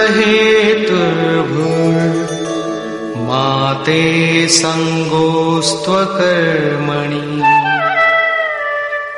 कर्म करने में ही तेरा अधिकार हो, फल में कभी नहीं। ऐसा समझ के फल है ही नहीं। फल की वासना वाला भी मत हो और कर्म करने में तेरी अश्रद्धा भी ना हो। अब तक योगेश्वर श्री कृष्ण ने 39वें श्लोक में पहली बार कर्म का नाम लिया, किंतु यह नहीं बताया कि वो कर्म है क्या और उसे करें कैसे। उस कर्म की विशेषताओं पर प्रकाश डाला कि अर्जुन, इस कर्म द्वारा तू कर्मों के बंधन से अच्छी प्रकार छूट जाएगा। अर्जुन, इसमें आरंभ का अर्थात बीज का नाश नहीं है। आरंभ कर दे तो प्रकृति के पास कोई उपाय नहीं कि उसे नष्ट कर दे। अर्जुन, इसमें सीमित फल रूपी दोष भी नहीं है कि स्वर्ग रिद्धियों सिद्धियों में फंसाकर खड़ा कर दे। अर्जुन, इस कर्म का थोड़ा भी साधन जन्म मरण के भय से उद्धार कराने वाला होता है। किंतु अभी तक उन्होंने ये नहीं बताया कि वो कर्म है क्या, किया कैसे जाए। इसी अध्याय के 41वें श्लोक में उन्होंने बताया, अर्जुन, इसमें निश्चयात्मक बुद्धि एक ही है, क्रिया एक ही है। तो क्या बहुत सी क्रिया वाले भजन नहीं करते? श्री कृष्ण कहते हैं, वे कर्म नहीं करते। इसका कारण बताते हुए कहते हैं कि अविवेकियों की बुद्धि अनंत शाखा वाली होती है, इसलिए वे अनंत क्रियाओं का विस्तार कर लेते हैं। वे दिखावटी शोभा युक्त वाणी में इन क्रियाओं को व्यक्त भी करते हैं। उनकी वाणी की छाप जिनके चित्त पर पड़ जाती है, उनकी भी बुद्धि नष्ट हो जाती है। अतः निश्चयात्मक क्रिया एक ही है, लेकिन यह नहीं बताया कि वो क्रिया कौन सी है। 47वें श्लोक में उन्होंने कहा, अर्जुन, कर्म करने में ही तेरा अधिकार है, फल में कभी नहीं। फल की वासना वाला भी मत हो और कर्म करने में तेरी अश्रद्धा ना हो। अर्थात निरंतर करने के लिए उसी में लीन होकर करें। किंतु यह नहीं बताया कि वो कर्म है क्या। प्रायः इस श्लोक का उद्धरण देकर लोग कहते हैं कि कुछ भी करो, केवल फल की कामना मत करो। हो गया निष्काम कर्म योग। किंतु अभी तक श्री कृष्ण ने बताया ही नहीं कि कर्म है कौन सा जिसे करें। यहां पर केवल कर्म की विशेषताओं पर प्रकाश डाला कि कर्म देता क्या है और कर्म को करते समय बरती जाने वाली सावधानियां क्या हैं, उन पर प्रकाश डाला। प्रश्न ज्यों का त्यों बना हुआ है, जिसे योगेश्वर आगे अध्याय 3-4 में स्पष्ट करेंगे। पुनः इसी पर बल देते हैं।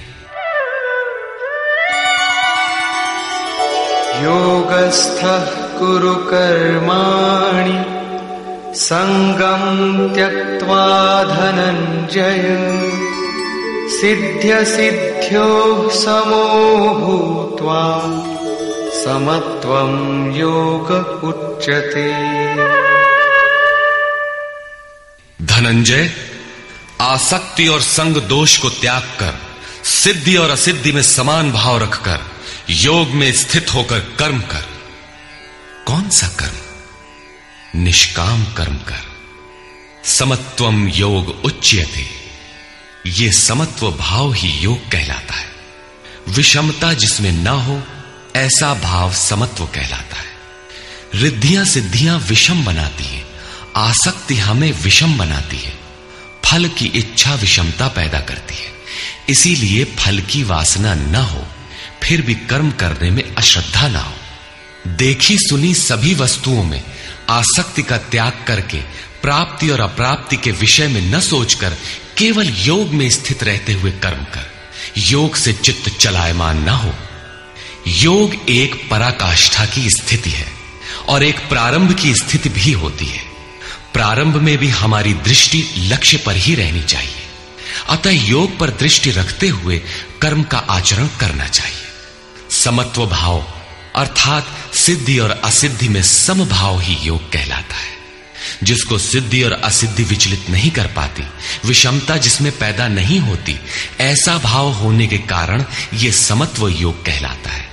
ये इष्ट से समत्व दिलाता है, इसीलिए इसे समत्व योग कहते हैं। कामनाओं का सर्वथा त्याग है, इसलिए इसे निष्काम कर्म योग कहते हैं। कर्म करना है, इसलिए इसे कर्म योग कहते हैं। परमात्मा से मेल कराता है, इसलिए इसका नाम योग अर्थात मेल है। इसमें बौद्धिक स्तर पर ध्यान रखना पड़ता है कि सिद्धि और असिद्धि में समभाव रहे, आसक्ति न हो, फल की वासना न आने पाए। इसलिए यही निष्काम कर्म योग बुद्धि योग भी कहा जाता है। दूरेण ह्यवरं कर्म बुद्धियोगात् धनंजय बुद्धौ शरणमन्विच्छ कृपणाः फलहेतवः। धनंजय, अवरम कर्म, निकृष्ट कर्म, वासना वाले कर्म बुद्धि योग से अत्यंत दूर है। फल की कामना वाले कृपण हैं, वे आत्मा के साथ उदारता नहीं बरतते। अतः समत्व बुद्धि योग का आश्रय ग्रहण कर। जैसी कामना है वैसा मिल भी जाए तो उसे भोगने के लिए शरीर धारण करना पड़ेगा। आवागमन बना है तो कल्याण कैसा? साधक को तो मोक्ष की भी वासना नहीं रखनी चाहिए, क्योंकि वासनाओं से मुक्त होना ही तो मोक्ष है। फल की प्राप्ति का चिंतन करने से साधक का समय व्यर्थ नष्ट हो जाता है और फल प्राप्त होने पर वो उसी फल में उलझ जाता है। उसकी साधना समाप्त हो जाती है। आगे वो भजन क्यों करे? वहां से वो भटक जाता है। इसलिए समत्व बुद्धि से योग का आचरण करें। ज्ञान मार्ग को भी श्री कृष्ण ने बुद्धि योग कहा था कि अर्जुन, ये बुद्धि तेरे लिए ज्ञान योग के विषय में कही गई। और यहां निष्काम कर्म योग को भी बुद्धि योग कहा गया। वस्तुतः दोनों में बुद्धि का दृष्टिकोण का ही अंतर है। उसमें लाभ हानि का रिकॉर्ड रखकर उसे जांच कर चलना पड़ता है। इसमें भी बौद्धिक स्तर पर समत्व बनाए रखना पड़ता है, इसलिए इसे समत्व बुद्धि योग कहा जाता है। इसलिए धनंजय, तू समत्व बुद्धि योग का आश्रय ग्रहण कर क्योंकि फल की वासना वाले अत्यंत कृपण हैं। बुद्धियुक्तो जहातीह उभे सुकृत दुष्कृते तस्माद्योगाय युज्यस्व योग कर्मसु कौशलम्। समत्व बुद्धि युक्त पुरुष पुण्य पाप दोनों को ही इसी लोक में त्याग देता है, उनसे लिपायमान नहीं होता। इसलिए समत्व बुद्धि योग के लिए चेष्टा कर। योगः कर्मसु कौशलम, समत्व बुद्धि के साथ कर्मों का आचरण कौशल ही योग है। संसार में कर्म करने के दो दृष्टिकोण प्रचलित हैं। लोग कर्म करते हैं तो उसका फल भी अवश्य चाहते हैं, या फल न मिले तो कर्म करना ही नहीं चाहते। किंतु योगेश्वर श्री कृष्ण इन कर्मों को बंधनकारी बताते हुए आराधना को एकमात्र कर्म मानते हैं। इस अध्याय में उन्होंने कर्म का नाम मात्र लिया। अध्याय 3 के 9वें श्लोक में उसकी परिभाषा दी और चौथे अध्याय में कर्म के स्वरूप पर विस्तार से प्रकाश डाला। प्रस्तुत श्लोक में श्री कृष्ण ने सांसारिक परंपरा से हटकर कर्म करने की कला बताई कि कर्म तो करो, श्रद्धा पूर्वक करो, किंतु फल के अधिकार को स्वेच्छा से छोड़ दो। फल जाएगा कहां? यही कर्मों के करने का कौशल है। निष्काम साधक की समग्र शक्ति इस प्रकार कर्म में लगी रहती है। फिर भी जिज्ञासा स्वाभाविक है कि क्या सदैव कर्म ही करते रहना है या इसका कुछ परिणाम भी निकलेगा? इसे देखें। कर्मजं बुद्धियुक्ता हि फलं त्यक्त्वा मनीषिणः जन्मबन्धविनिर्मुक्ताः पदं गच्छन्त्यनामयम्। बुद्धि योग से युक्त ज्ञानी जन कर्मों से उत्पन्न होने वाले फल को त्याग कर जन्म और मृत्यु के बंधन से छूट जाते हैं। वे निर्दोष अमृतमय परम पद को प्राप्त होते हैं। अर्जुन की दृष्टि त्रिलोकी के साम्राज्य तथा देवताओं के स्वामीपन तक ही सीमित थी। इतने तक के लिए भी वो युद्ध में प्रवृत्त नहीं हो रहा था। यहां श्री कृष्ण उसे नवीन तथ्य उद्घाटित करते हैं कि आसक्ति रहित कर्म द्वारा अनामय पद प्राप्त होता है। निष्काम कर्म योग परम पद को दिलाता है, जहां मृत्यु का प्रवेश नहीं है। इस कर्म में प्रवृत्ति कब होगी? यदा ते मोह कलिलं बुद्धिर्व्यतितरिष्यति तदा गन्तासि निर्वेदं श्रोतव्यस्य श्रुतस्य च। जिस काल में तेरी साधक की बुद्धि मोह रूपी दलदल को पूर्णतः पार कर लेगी, लेश मात्र भी मोह न रह जाए, उस समय जो सुनने योग्य है उसे तू सुन सकेगा और सुने हुए के अनुसार वैराग्य को प्राप्त हो सकेगा, अर्थात उसे आचरण में ढाल सकेगा। अभी तो जो सुनने लायक है उसे न तो तू सुन पाया है और आचरण का तो प्रश्न ही नहीं खड़ा होता। इसी योग्यता पर पुनः प्रकाश डालते हैं।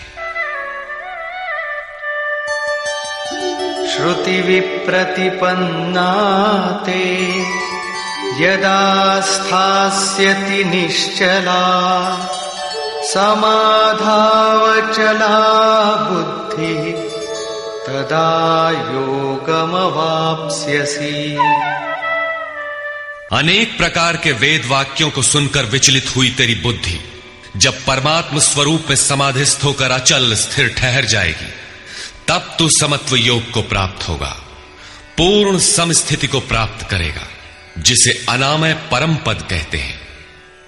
यही योग की पराकाष्ठा है और यही अप्राप्त की प्राप्ति है। वेदों से तो शिक्षा ही मिलती है, किंतु श्री कृष्ण कहते हैं श्रुति विप्रतिपन्ना। श्रुतियों के अनेक सिद्धांतों को सुनने से बुद्धि विचलित हो जाती है। सिद्धांत तो अनेकों सुने, लेकिन जो सुनने योग्य है लोग उससे दूर ही रहते हैं।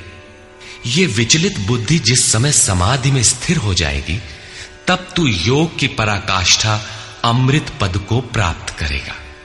इस पर अर्जुन की उत्कंठा स्वाभाविक थी कि वे महापुरुष कैसे होते हैं जो अनामय परम पद में स्थित है, समाधि में जिनकी बुद्धि स्थिर है। उसने प्रश्न किया। अर्जुन उवाच,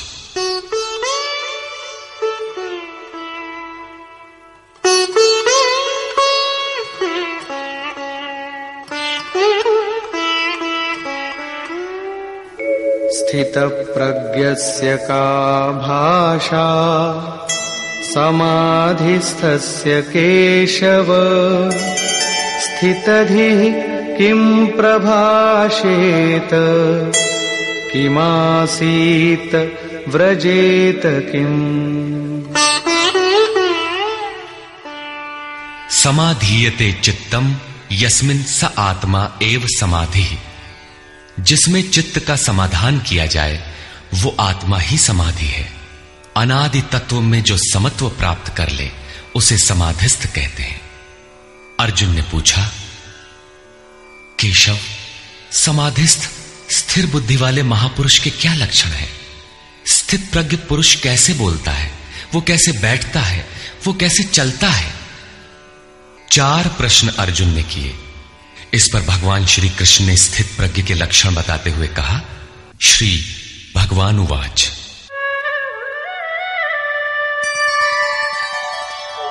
प्रजहाति यदा कामान् सर्वान् पार्थमनोगतान् आत्मन्येवात्मना तुष्टः स्थितप्रज्ञस्तदुच्यते। पार्थ, जब मनुष्य मन में स्थित संपूर्ण कामनाओं को त्याग देता है, तब वो आत्मा से ही आत्मा में संतुष्ट हुआ स्थिर बुद्धि वाला कहा जाता है। कामनाओं के त्याग पर ही आत्मा का दिग्दर्शन होता है। ऐसा आत्माराम आत्मतृप्त महापुरुष ही स्थित प्रज्ञ है। दुःखेष्वनुद्विग्नमनाः सुखेषु विगतस्पृहः वीतरागभयक्रोधः स्थितधीर्मुनिरुच्यते। दैहिक, दैविक तथा भौतिक दुखों में जिसका मन उद्विग्न नहीं होता, सुखों की प्राप्ति में जिसकी स्पृहा दूर हो गई है तथा जिसके राग, भय और क्रोध नष्ट हो गए हैं, मननशीलता की चरम सीमा पर पहुंचा हुआ मुनि स्थित प्रज्ञ कहा जाता है। उसके अन्य लक्षण बताते हैं। यः सर्वत्रानभिस्नेहः तत्तत्प्राप्य शुभाशुभम् नाभिनन्दति न द्वेष्टि तस्य प्रज्ञा प्रतिष्ठिता। जो पुरुष सर्वत्र स्नेह रहित हुआ, शुभ अथवा अशुभ को प्राप्त होकर न तो प्रसन्न होता है और न द्वेष करता है, उसकी बुद्धि स्थिर है। शुभ वो है जो परमात्म स्वरूप में लगाता है, अशुभ वो है जो प्रकृति की ओर ले जाने वाला होता है। किंतु स्थित प्रज्ञ पुरुष अनुकूल परिस्थितियों से न प्रसन्न होता है और न प्रतिकूल परिस्थितियों से द्वेष करता है, क्योंकि प्राप्त होने योग्य वस्तु न उससे भिन्न है और न पतित करने वाले विकार ही उसके लिए है। अर्थात अब साधन से उसका अपना कोई प्रयोजन नहीं रहा। ऐसा व्यक्ति स्थित प्रज्ञ कहा जाता है। यदा संहरते चायं कूर्मोऽङ्गानीव सर्वशः इन्द्रियाणीन्द्रियार्थेभ्यः तस्य प्रज्ञा प्रतिष्ठिता। जिस प्रकार कछुआ अपने अंगों को समेट लेता है, ठीक वैसे ही ये पुरुष जब सब ओर से अपने अंगों को समेट लेता है, तब उसकी बुद्धि स्थिर होती है।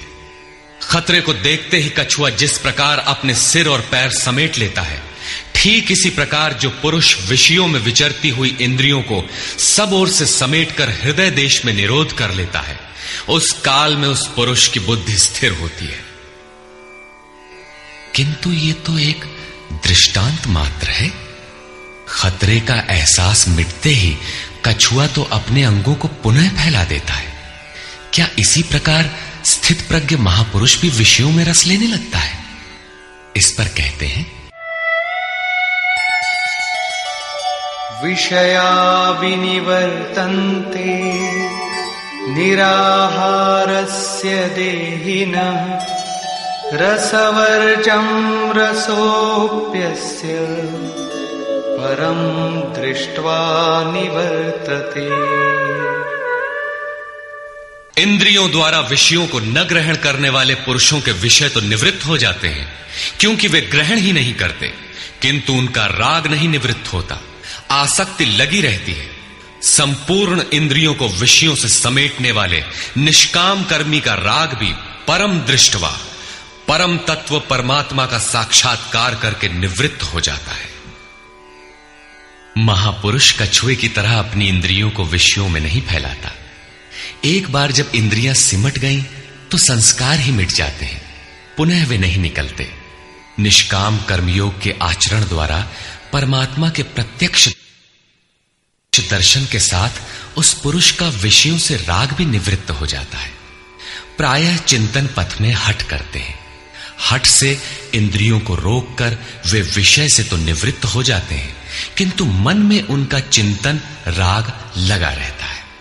ये आसक्ति परम दृष्टवा परमात्मा का साक्षात्कार करने के बाद ही निवृत्त होती है, इसके पूर्व नहीं। पूज्य महाराज जी इस संबंध में अपनी एक घटना बताया करते थे। गृह त्याग से पूर्व उन्हें 3 बार आकाशवाणियां हुई थी। हमने पूछा, महाराज जी आपको आकाशवाणी क्यों हुई, हम लोगों को तो नहीं हुई? तब इस पर महाराज जी कहे, हो ई शंका मोह के बही रही, अर्थात ये संदेह मुझे भी हुआ था। तब अनुभव में आया कि मैं 7 जन्म से लगातार साधु हूं। 4 जन्म तो केवल साधुओं सा वेश बनाए, तिलक लगाए, कहीं विभूति पोते, कहीं कमंडलू लिए विचरण कर रहा हूं। योग क्रिया की जानकारी नहीं थी, लेकिन पिछले 3 जन्म से बढ़िया साधु हूं, जैसा होना चाहिए। मुझ में योग क्रिया जागृत थी। पिछले जन्म में पार लग चला था, निवृत्ति हो चली थी, किंतु 2 इच्छाएं रह गई थी। एक तो स्त्री और दूसरी गांजा। अंतर मन में इच्छाएं थीं, किंतु बाहर से हमने शरीर को दृढ़ रखा। मन में वासना लगी थी, इसलिए जन्म लेना पड़ा। जन्म लेते ही भगवान ने थोड़े ही समय में सब दिखा सुनाकर निवृत्ति दिला दी। 2-3 चटकना दिया और साधु बना दिया। ठीक यही बात श्री कृष्ण कहते हैं कि इंद्रियों द्वारा विषयों को न ग्रहण करने वाले पुरुष के भी विषय तो निवृत्त हो जाते हैं, किंतु साधना द्वारा परम पुरुष परमात्मा का साक्षात्कार कर लेने पर वो विषयों के राग से भी निवृत्त हो जाता है। अतः जब तक साक्षात्कार न हो कर्म करना है। इंद्रियों को विषयों से समेटना कठिन है। इस पर प्रकाश डालते हैं, यततो ह्यपि कौन्तेय पुरुषस्य विपश्चितः इंद्रियाणि प्रमाथीनि हरन्ति प्रसभं मनः। कौन्तेय, प्रयत्न करने वाले मेधावी पुरुष की प्रमथनशील इंद्रियां उसके मन को बलात् हर लेती हैं, विचलित कर देती हैं। इसलिए तानि सर्वाणि संयम्य युक्त आसीत मत्परः वशे हि यस्येन्द्रियाणि तस्य प्रज्ञा प्रतिष्ठिता। उन संपूर्ण इंद्रियों को संयत करके योग से युक्त और समर्पण के साथ मेरे आश्रित हो, क्योंकि जिस पुरुष की इंद्रियां वश में होती हैं उसी की बुद्धि स्थिर होती है। यहां योगेश्वर श्री कृष्ण साधन के निषेधात्मक अवयवों के साथ उसके विधेयात्मक पहलू पर जोर देते हैं। केवल संयम और निषेध से इंद्रियां वश में नहीं होती, समर्पण के साथ इष्ट चिंतन अनिवार्य है। इष्ट चिंतन के अभाव में विषय चिंतन होगा, जिसके कुपरिणाम श्री कृष्ण के ही शब्दों में देखें।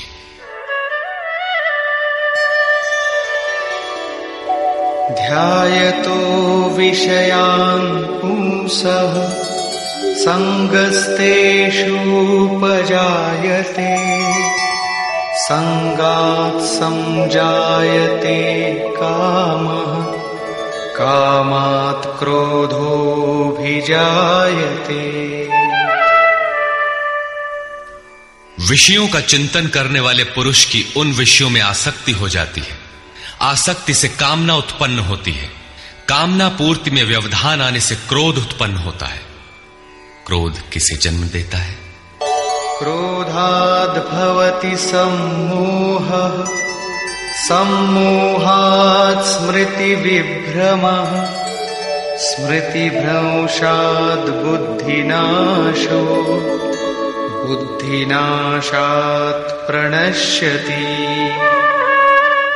क्रोध से विशेष मूढ़ता अर्थात अविवेक उत्पन्न होता है। नित्य अनित्य वस्तु का विचार नहीं रह जाता। अविवेक से स्मरण शक्ति भ्रमित हो जाती है, जैसा अर्जुन को हुआ था।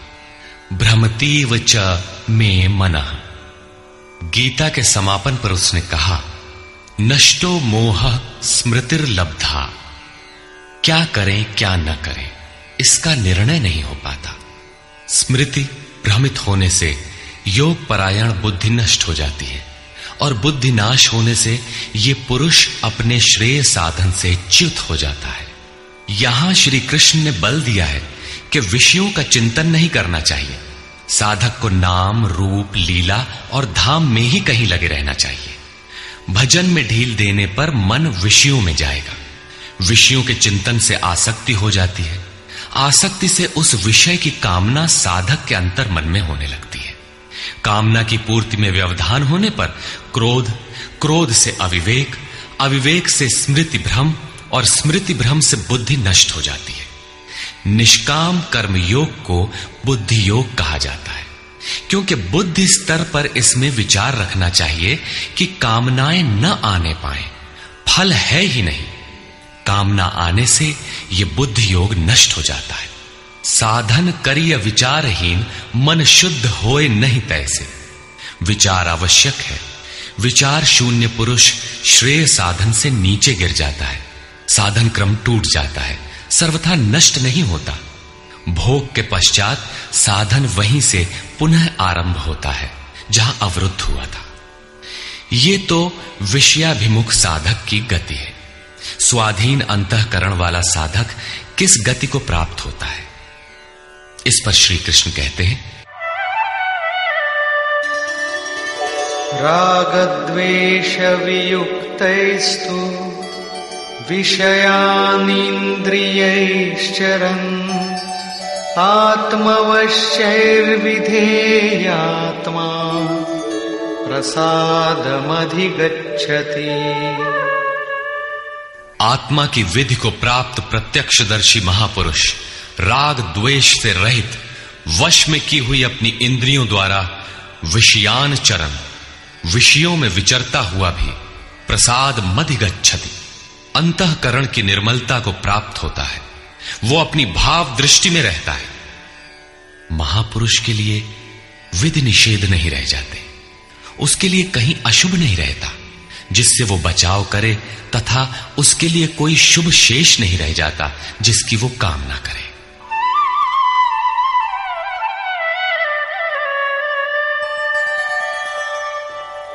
प्रसादे सर्वदुःखानां हानिरस्योपजायते प्रसन्नचेतसो याशु बुद्धिः पर्यवतिष्ठते। भगवान के पूर्ण कृपा प्रसाद भगवत्ता से संयुक्त होने पर इसके संपूर्ण दुखों का अभाव हो जाता है। दुखालयम अशाश्वतम, संसार का अभाव हो जाता है, और उस प्रसन्न चित्त वाले पुरुष की बुद्धि शीघ्र ही अच्छी प्रकार स्थिर हो जाती है। किंतु जो योग युक्त नहीं है उनकी दशा पर प्रकाश डालते हैं।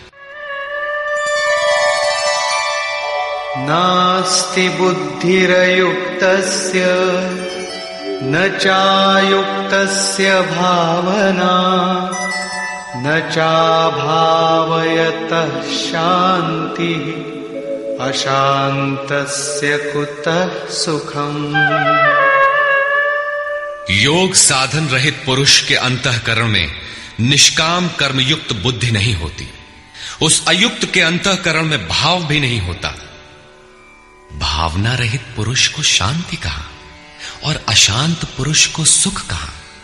योग क्रिया करने से कुछ दिखाई पड़ने पर ही भाव बनता है। जाने बिनु ना होई प्रतीति, भावना बिना शांति नहीं मिलती। और शांति रहित पुरुष को सुख अर्थात शाश्वत सनातन की प्राप्ति नहीं होती। इंद्रियाणां हि चरतां यन्मनोनुविधीयते तदस्य हरति प्रज्ञां वायुर्नावमिवाम्भसि। जल में नाव को जिस प्रकार वायु हरण करके गंतव्य से दूर कर देता है, ठीक वैसे ही विषयों में विचरण करती हुई इंद्रियों में जिस इंद्रिय के साथ मन रहता है, वो एक ही इंद्रिय उस अयुक्त पुरुष की बुद्धि को हर लेती है। अतः योग का आचरण अनिवार्य है। क्रियात्मक आचरण पर श्री कृष्ण पुनः बल देते हैं। तस्माद्यस्य महाबाहो निगृहीतानि सर्वशः इंद्रियाणीन्द्रियार्थेभ्यः तस्य प्रज्ञा प्रतिष्ठिता। इससे हे महाबाहो, जिस पुरुष की इंद्रियां इंद्रियों के विषयों से सर्वथा वश में की हुई होती हैं, उसकी बुद्धि स्थिर होती है। बाहु कार्य क्षेत्र का प्रतीक है। भगवान महाबाहु एवं आजानुबाहु कहे जाते हैं। वे बिना हाथ पैर के सर्वत्र कार्य करते हैं। उनमें जो प्रवेश पाता है या जो उसी भगवत्ता की ओर अग्रसर है, वो भी महाबाहु है। श्री कृष्ण और अर्जुन दोनों को महाबाहु कहा गया है। या निशा सर्वभूतानां तस्यां जागर्ति संयमी यस्यां जागृति भूतानि सा निशा पश्यतो मुनि। संपूर्ण भूत प्राणियों के लिए वो परमात्मा रात्रि के तुल्य है, क्योंकि दिखाई नहीं देता, न विचार ही काम करता है, इसलिए रात्रि सदृश है। उस रात्रि में परमात्मा में संयमी पुरुष भली प्रकार देखता है, चलता है, जागता है, क्योंकि वहां उसकी पकड़ है। योगी इंद्रियों के संयम द्वारा उसमें प्रवेश पा जाता है। जिन नाशवान सांसारिक सुख भोग के लिए संपूर्ण प्राणी रात दिन परिश्रम करते हैं, योगी के लिए वही निशा है। रमा विलासु राम अनुरागी तजत बमन जिमि जन बड़ भागी। जो योगी परमार्थ पथ में निरंतर सजग और भौतिक ऐषणाओं से सर्वथा निष्प्रिय होता है, वही उस इष्ट में प्रवेश पाता है। वो रहता तो संसार में ही है, किंतु संसार का उस पर प्रभाव नहीं पड़ता। महापुरुष की इस रहनी का चित्रण देखें। आपूर्यमाणमचल प्रतिष्ठम् समुद्रमाप प्रविशन्ति यद्वत् तद्वत् कामायं प्रविशन्ति सर्वे स शान्तिमाप्नोति न कामकामी। जैसे सब ओर से परिपूर्ण अचल प्रतिष्ठा वाले समुद्र में नदियों के जल उसको चलायमान न करते हुए बड़े वेग से उसमें समा जाते हैं, ठीक वैसे ही परमात्मा में स्थित प्रज्ञ पुरुष में संपूर्ण भोग विकार उत्पन्न किए बिना समा जाते हैं। ऐसा पुरुष परम शांति को प्राप्त होता है, न कि भोगों को चाहने वाला। भयंकर वेग से बहने वाली सहस्त्रों नदियों के स्रोत फसल को नष्ट करते हुए, हत्याएं करते हुए, नगरों को डुबाते हुए, हाहाकार मचाते हुए बड़े वेग से समुद्र में गिरते हैं, किंतु समुद्र को न 1 इंच ऊपर उठा पाते हैं और न गिरा ही पाते हैं, बल्कि उसी में समाहित हो जाते हैं। ठीक इसी प्रकार स्थित प्रज्ञ महापुरुष के प्रति संपूर्ण भोग उतने ही वेग से आते हैं, किंतु समाहित हो जाते हैं। उन महापुरुषों में न शुभ संस्कार डाल पाते हैं न अशुभ। योगी के कर्म अशुक्ल और अकृष्ण होते हैं, क्योंकि जिस चित्त पर संस्कार पड़ते हैं उसका निरोध और विलीनीकरण हो गया। इसके साथ ही भगवत्ता की स्थिति आ गई। अब संस्कार पड़े भी तो कहां? इस एक ही श्लोक में श्री कृष्ण ने अर्जुन के कई प्रश्नों का समाधान कर दिया। उसकी जिज्ञासा थी कि स्थित प्रज्ञ महापुरुष के लक्षण क्या है, वो कैसे बोलता है, कैसे बैठता है, कैसे चलता है।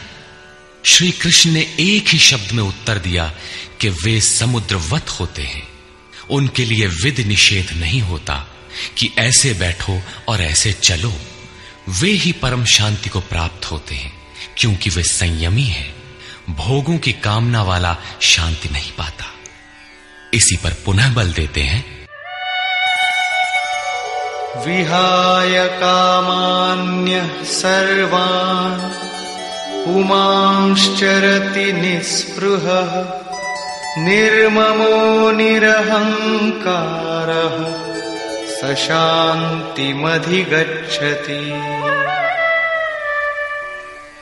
जो पुरुष संपूर्ण कामनाओं को त्याग कर निर्ममः, मैं और मेरे के भाव तथा अहंकार और स्पृहा से रहित होता हुआ बरतता है, वो उस परम शांति को प्राप्त होता है जिसके बाद कुछ भी पाना शेष नहीं रह जाता। एषा ब्राह्मी स्थितिः पार्थ नैनां प्राप्य विमुह्यति स्थित्वा स्यामन्तकालेऽपि ब्रह्मनिर्वाणमृच्छति। पार्थ, उपर्युक्त स्थिति ब्रह्म को प्राप्त हुए पुरुष की स्थिति है। समुद्रवत उन महापुरुषों में विषय नदियों की तरह समा जाते हैं। वे पूर्ण संयमी और प्रत्यक्षता परमात्मदर्शी हैं। केवल अहम ब्रह्मास्मि पढ़ लेने या रट लेने से यह स्थिति नहीं मिलती। साधन करके ही इस ब्रह्म की स्थिति को पाया जाता है। ऐसा महापुरुष ब्रह्म निष्ठा में स्थित रहते हुए शरीर के अंत काल में भी ब्रह्मानंद को ही प्राप्त होता है। निष्कर्ष, प्रायः कुछ लोग कहते हैं कि दूसरे अध्याय में गीता पूर्ण हो गई, किंतु यदि केवल कर्म का नाम मात्र लेने से कर्म पूरा हो जाता हो, तब तो गीता का समापन माना जा सकता है। इस अध्याय में योगेश्वर श्री कृष्ण ने यही बताया कि अर्जुन, निष्काम कर्मयोग के विषय में सुन, जिसे जानकर तू संसार बंधन से छूट जाएगा। कर्म करने में तेरा अधिकार है, फल में कभी नहीं। कर्म करने में तेरी अश्रद्धा भी ना हो, निरंतर करने के लिए तत्पर हो जा। इसके परिणाम में तू परम दृष्टवा, परम पुरुष का दर्शन कर स्थित प्रज्ञ बनेगा, परम शांति पाएगा। किंतु यह नहीं बताया कि कर्म है क्या। यह सांख्य योग नामक अध्याय नहीं है। यह नाम शास्त्रकार का नहीं, अपितु टीकाकारों की देन है। वे अपनी बुद्धि के अनुसार ही ग्रहण करते हैं, तो आश्चर्य क्या है। इस अध्याय में कर्म की गरिमा, उसे करने में बरती जाने वाली सावधानी और स्थित प्रज्ञ के लक्षण बताकर श्री कृष्ण ने अर्जुन के मन में कर्म के प्रति उत्कंठा जागृत की है। उसे कुछ प्रश्न दिए हैं। आत्मा शाश्वत है, सनातन है, उसे जानकर तत्वदर्शी बनो। उसकी प्राप्ति के 2 साधन हैं, ज्ञान योग और निष्काम कर्म योग। अपनी शक्ति को समझकर हानि लाभ का स्वयं निर्णय लेकर कर्म में प्रवृत्त होना ज्ञान मार्ग है, तथा इष्ट पर निर्भर होकर समर्पण के साथ उसी कर्म में प्रवृत्त होना निष्काम कर्म मार्ग या भक्ति मार्ग है। गोस्वामी तुलसीदास ने दोनों का चित्रण इस प्रकार किया है। मोरे प्रौढ़ तनय सम ज्ञानी, बालक सुत समदास अमानी, जनहि मोर बल निज बल ताही, दुह कह काम क्रोध रिपु आही। मेरे दो प्रकार के भजने वाले हैं, एक ज्ञान मार्गी, दूसरा भक्ति मार्गी। निष्काम कर्म मार्गी या भक्ति मार्गी शरणागत होकर मेरा आश्रय लेकर चलता है। ज्ञान योगी अपनी शक्ति सामने रखकर अपनी हानि लाभ का विचार कर अपने भरोसे चलता है, जबकि दोनों के शत्रु एक ही हैं। ज्ञान मार्गी को काम क्रोधादि शत्रुओं पर विजय पाना है और निष्काम कर्म योगी को भी इन्हीं से युद्ध करना है। कामनाओं का त्याग दोनों करते हैं और दोनों मार्गों में किया जाने वाला कर्म भी एक ही है। इस कर्म के परिणाम में परम शांति को प्राप्त हो जाओगे। लेकिन यह नहीं बताया कि कर्म है क्या। अब आपके भी समक्ष कर्म एक प्रश्न है। अर्जुन के मन में भी कर्म के प्रति जिज्ञासा हुई। तीसरे अध्याय के आरंभ में ही उसने कर्म विषयक प्रश्न प्रस्तुत किया। अतः ओम तत्सदिति श्रीमद् भगवद गीता सूपनिषत्सु ब्रह्म विद्यायाम योग शास्त्रे श्री कृष्णार्जुन संवादे कर्म जिज्ञासा नाम द्वितीयो अध्यायः। इस प्रकार स्वामी अड़गड़ानंद कृत श्रीमद् भगवद गीता के भाष्य यथार्थ गीता का दूसरा अध्याय पूर्ण होता है।